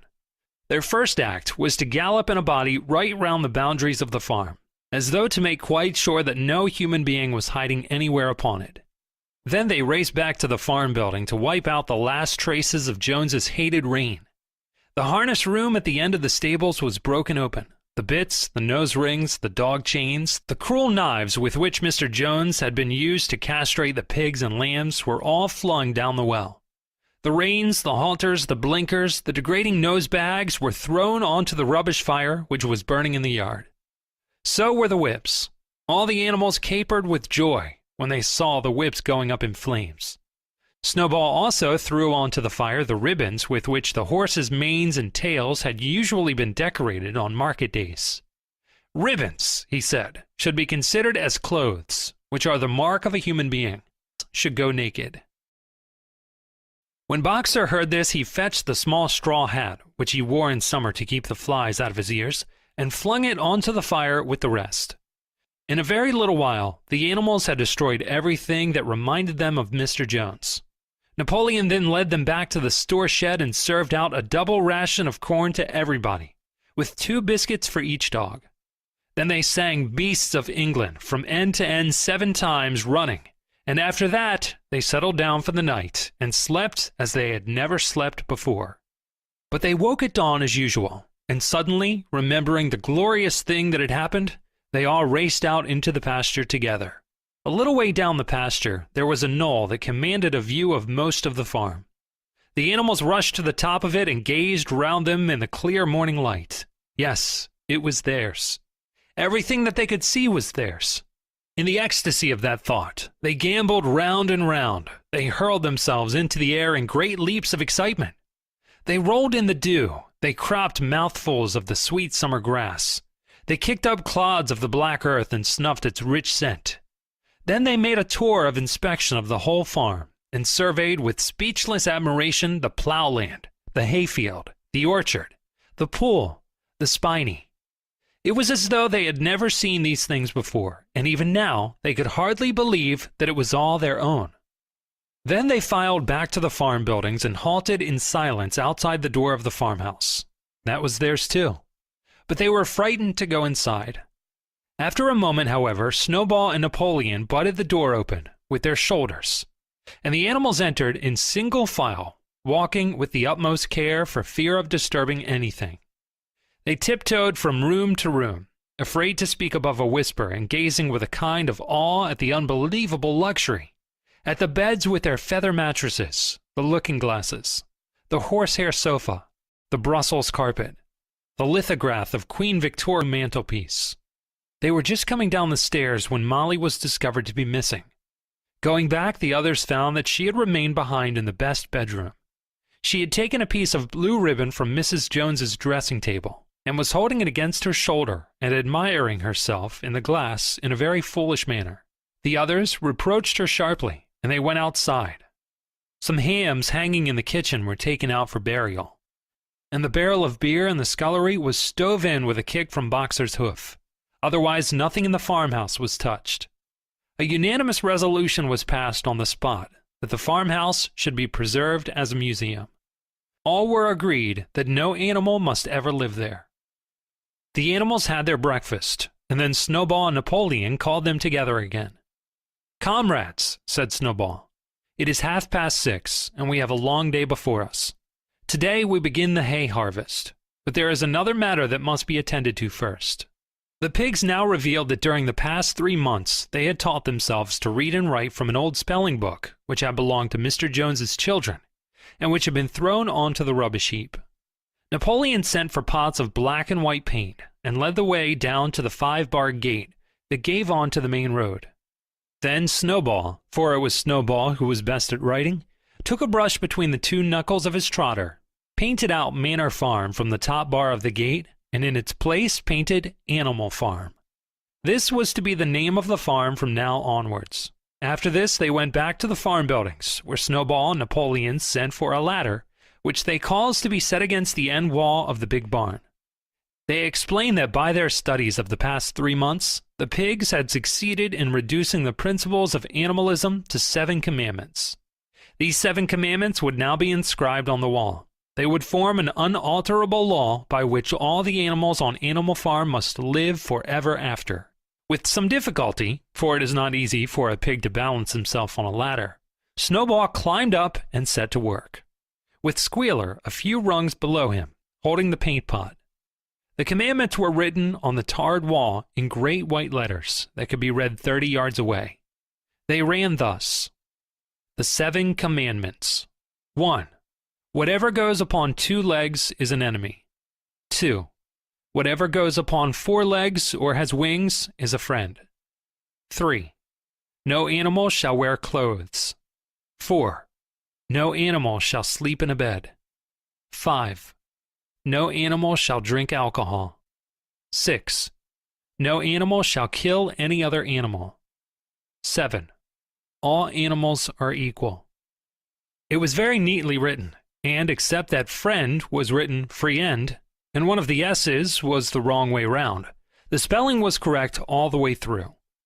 Snowball read it aloud for the benefit of the others. All the animals nodded in complete agreement, and the cleverer ones at once began to learn the commandments by heart. "Now, comrades," cried Snowball, throwing down the paintbrush, "to the hayfield! Let us make it a point of honor to get in the harvest more quickly than Jones and his men could do." But at this moment the 3 cows, who had seemed uneasy for some time past, set up a loud lowing. They had not been milked for 24 hours, and their udders were almost bursting. After a little thought, the pigs sent for buckets and milked the cows fairly successfully, their trotters being well adapted to this task. Soon there were 5 buckets of frothing, creamy milk, at which many of the animals looked with considerable interest. "What is going to happen to all that milk?" said someone. "Jones used to sometimes mix some of it in." "Never mind the milk, comrades," cried Napoleon. "That will be attended to. Harvest is more important. Comrade Snowball will lead the way. I shall follow in a few minutes, comrades. The hay is waiting." So the animals trooped down to the hayfield to begin the harvest, and when they came back in the evening, it was noticed that the milk had disappeared.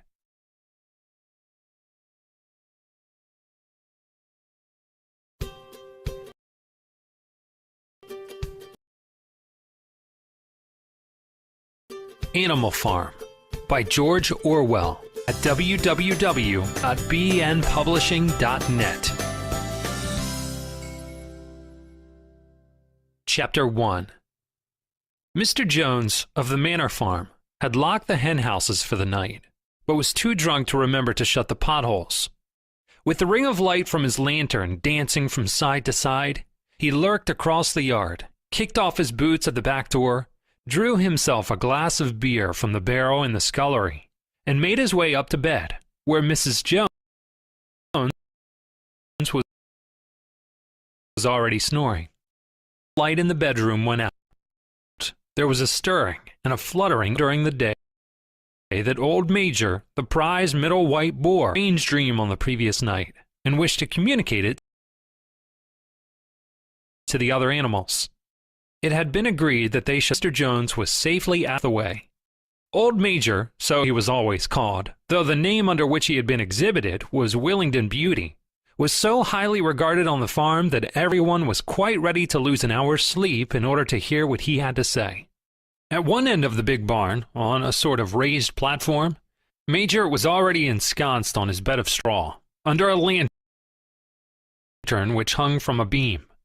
He was grown rather stout, but he was still a majestic pig, with a wise and benevolent appearance, in spite of the fact that his tushes had been cut out.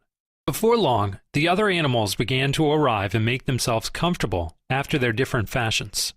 First came the 3 dogs, Bluebell, Jessie, and Pincher, and then the pigs, who settled down on the straw immediately in front of the platform. The hens perched themselves on the window sills, the pigeons fluttered up to the rafters. The sheep and cows lay down behind the pigs and began to chew the cud. The two cart horses, Boxer and Clover, came in together walking very slowly and setting down their vast hairy hoofs with great care, lest there should be some small animal concealed in the straw.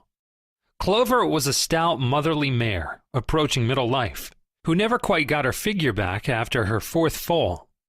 Boxer was an enormous beast, nearly 18 hands high and as strong as any two ordinary horses put together. A white stripe down his nose gave him a somewhat stupid appearance, and in fact he was not of first-rate intelligence, but he was universally respected for his steadiness of character and tremendous powers of work. After the horses came Muriel, the white goat, and Benjamin the donkey. Benjamin was the oldest animal on the farm and the worst-tempered. He seldom talked, and when he did, it was usually to make some cynical remark. For instance, he would say that God had given him a tail to keep the flies off, but that he would sooner have had no tail and no flies. Alone among the animals on the farm, he never laughed. If asked why, he would say that he saw nothing to laugh at. Nevertheless, without openly admitting it, he was devoted to Boxer. The two of them usually spent their Sundays together in the small paddock beyond the orchard, grazing side by side and never speaking. The two horses had just lain down when a brood of ducklings, which had lost their mother, filed into the barn, cheeping feebly and wandering from side to side to find some place where they would not be trodden on. Clover made a sort of wall round them with her great foreleg, and the ducklings nestled down inside it and promptly fell asleep. At the last moment, Molly, the foolish, pretty white mare who drew Mr. Jones's trap, came mincing daintily in, chewing at a lump of sugar. She took a place near the front and began flirting her white mane, hoping to draw attention to the red ribbons it was plaited with. Last of all came the cat, who looked round, as usual, for the warmest place and finally squeezed herself in between Boxer and Clover.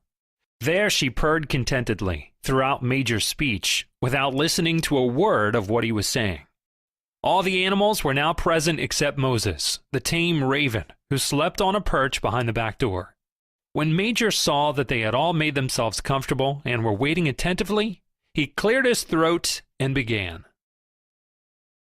Comrades, you have heard already about the strange dream that I had last night, but I will come to the dream later. I have something else to say first. I do not think, comrades, that I shall be with you for many months longer, and before I die, I feel it my duty to pass on to you such wisdom as I have acquired. I have had a long life. I have had much time for thoughts as I lay alone in my stall, and I think I may say that I understand the nature of life on this earth as well as any animal now living. It is about this that I wish to speak to you. Now, comrades, what is the nature of this life of ours? Let us face it. Our lives are miserable, laborious, and short. We are born, we are given just so much food as will keep the breath in our bodies, and those of us who are capable of it are forced to work to the last atom of our strength. And the very instant that our usefulness has come to an end, we are slaughtered with hideous cruelty. No animal in England knows the meaning of happiness or leisure after he is a year old. No animal in England is free. The life of an animal is misery and slavery. That is the plain truth. But is this simply part of the order of nature? Is it because this land of ours is so poor that it cannot afford a decent life to those who dwell upon it? No, comrades, 1,000 times no. The soil of England is fertile. Its climate is good. It is capable of affording food in abundance to an enormously greater number of animals that now inhabit it. This single farm of ours would support 12 horses, 20 cows, hundreds of sheep, and all of them living in a comfort and a dignity that are now almost beyond our imagining. Why then do we continue in this miserable condition? Because nearly the whole of the produce of our labor is stolen from us by human beings. There, comrades, is the answer to all our problems. It is summed up in a single word: man. Man is the only real enemy we have. Remove man from the scene and the root cause of hunger and overwork is abolished forever. Man is the only creature that consumes without producing. He does not give milk. He does not lay eggs. He is too weak to pull the plow. He cannot run fast enough to catch rabbits. yet he is Lord of all the animals. He sets them to work. He gives back to them the bare minimum that will prevent them from starving, and the rest he keeps for himself. Our labor tills the soil. Our dung fertilizes it. And yet there is not one of us that owns more than his bare skin. You cows that I see before me, how many thousands of gallons of milk have you given during this last year?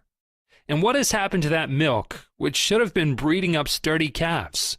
Every drop of it has gone down the throats of our enemies. And you hens, how many eggs have you laid in this last year? And how many of those eggs have ever hatched into chickens? The rest have all gone to market to bring in money for Jones and his men. And you, Clover, where are those 4 foals you bore, who should have been the support and pleasure of your old age?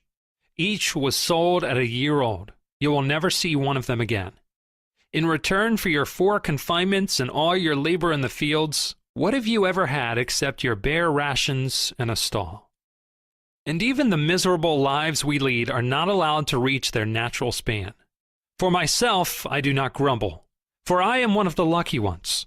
I am 12 years old and have had 400 children. Such is the natural life of a pig. But no animal escapes the cruel knife in the end. You young porkers who are sitting in front of me, every one of you will scream your lives out at the block within a year. To that horror we must all come. Cows, pigs, hens, sheep, everyone. Even the horses and the dogs have no better fate. You boxer, the very day that those great muscles of yours lose their power, Jones will sell you to the knacker, who will cut your throat and boil you down for the foxhounds. As for the dogs, when they grow old and toothless, Jones ties a brick round their necks and drowns them in the nearest pond. Is it not crystal clear then, comrades, that all the evils of this life of ours spring from the tyranny of human beings? Only get rid of man, and the produce of our labor would be our own. Almost overnight we could become rich and free. What then must we do? Why work night and day, body and soul, for the overthrow of the human race? That is my message. Rebellion. I do not know when that rebellion will come. It might be in a week or in 100 years. But I know as surely as I see this straw beneath my feet that sooner or later justice will be done. Fix your eyes on that, comrades, throughout the short remainder of your lives. And above all, pass on this message of mine to those who come after you, so that future generations shall carry on the struggle until it is victorious. And remember, comrades, your resolution must never falter. No argument must lead you astray. Never listen when they tell you that man and the animals have a common interest, that the prosperity of the one is the prosperity of the others. It is all lies. Man serves the interest of no creature except himself. And among us animals let there be perfect unity, perfect comradeship in the struggle. All men are enemies. All animals are comrades. At this very moment, there was a tremendous uproar. While Major was speaking, 4 large rats had crept out of their holes and were sitting on their hindquarters, listening to him. The dogs had suddenly caught sight of them, and it was only by a swift dash for their holes that the rats saved their lives. Major raised his trotter for silence. "Comrades," he said, "here is a point that must be settled. The wild creatures, such as rats and rabbits, are they our friends or our enemies? Let us put it to the vote. I propose this question to the meeting. Are rats comrades?" The vote was taken at once, and it was agreed by an overwhelming majority that the rats were comrades. There were only 4 dissentients, the 3 dogs and the cat, who was afterwards discovered to have voted on both sides. Major continued, "I have little more to say. I merely repeat, remember always your duty of enmity towards man and all his ways. Whatever goes upon 2 legs is an enemy. Whatever goes upon 4 legs or has wings is a friend. And remember also that in fighting against man, we must not come to resemble him.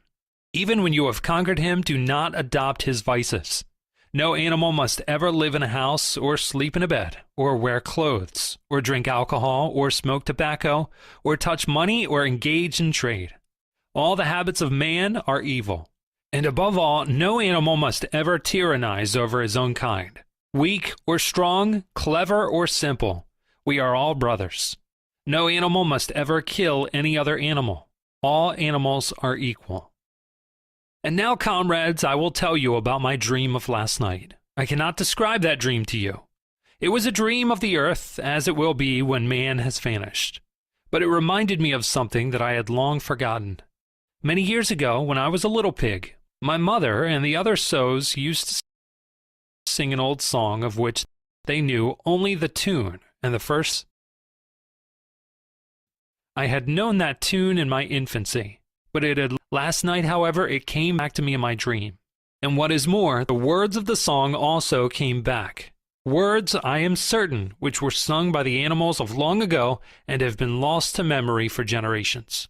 I will sing you that song now, comrades. I am old and my voice is hoarse, but when I have taught you the tune, you can sing it better for yourselves. It is called Beasts of England.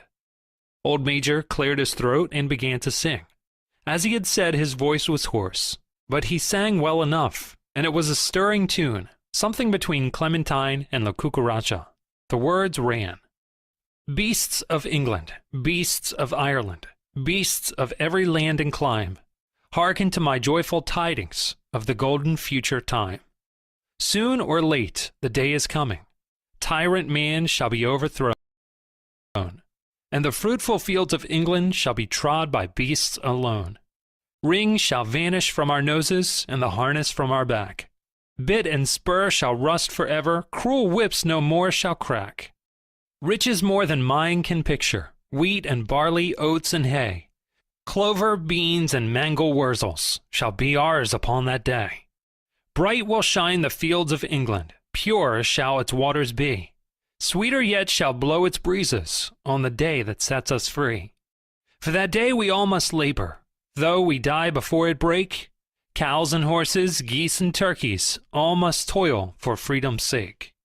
Beasts of England, beasts of Ireland, beasts of every land and clime, hearken well and spread my tidings of the golden future time. The singing of this song threw the animals into the wildest excitement. Almost before Major had reached the end, they had begun singing it for themselves. Even the stupidest of them had already picked up the tune and a few of the words. And as for the clever ones, such as the pigs and dogs, they had the entire song by heart within a few minutes. And then, after a few preliminary tries, the whole farm burst out into Beasts of England in tremendous unison. The cows lowed it, the dogs whined it, the sheep bleated it, the horses whinnied it, the ducks quacked it.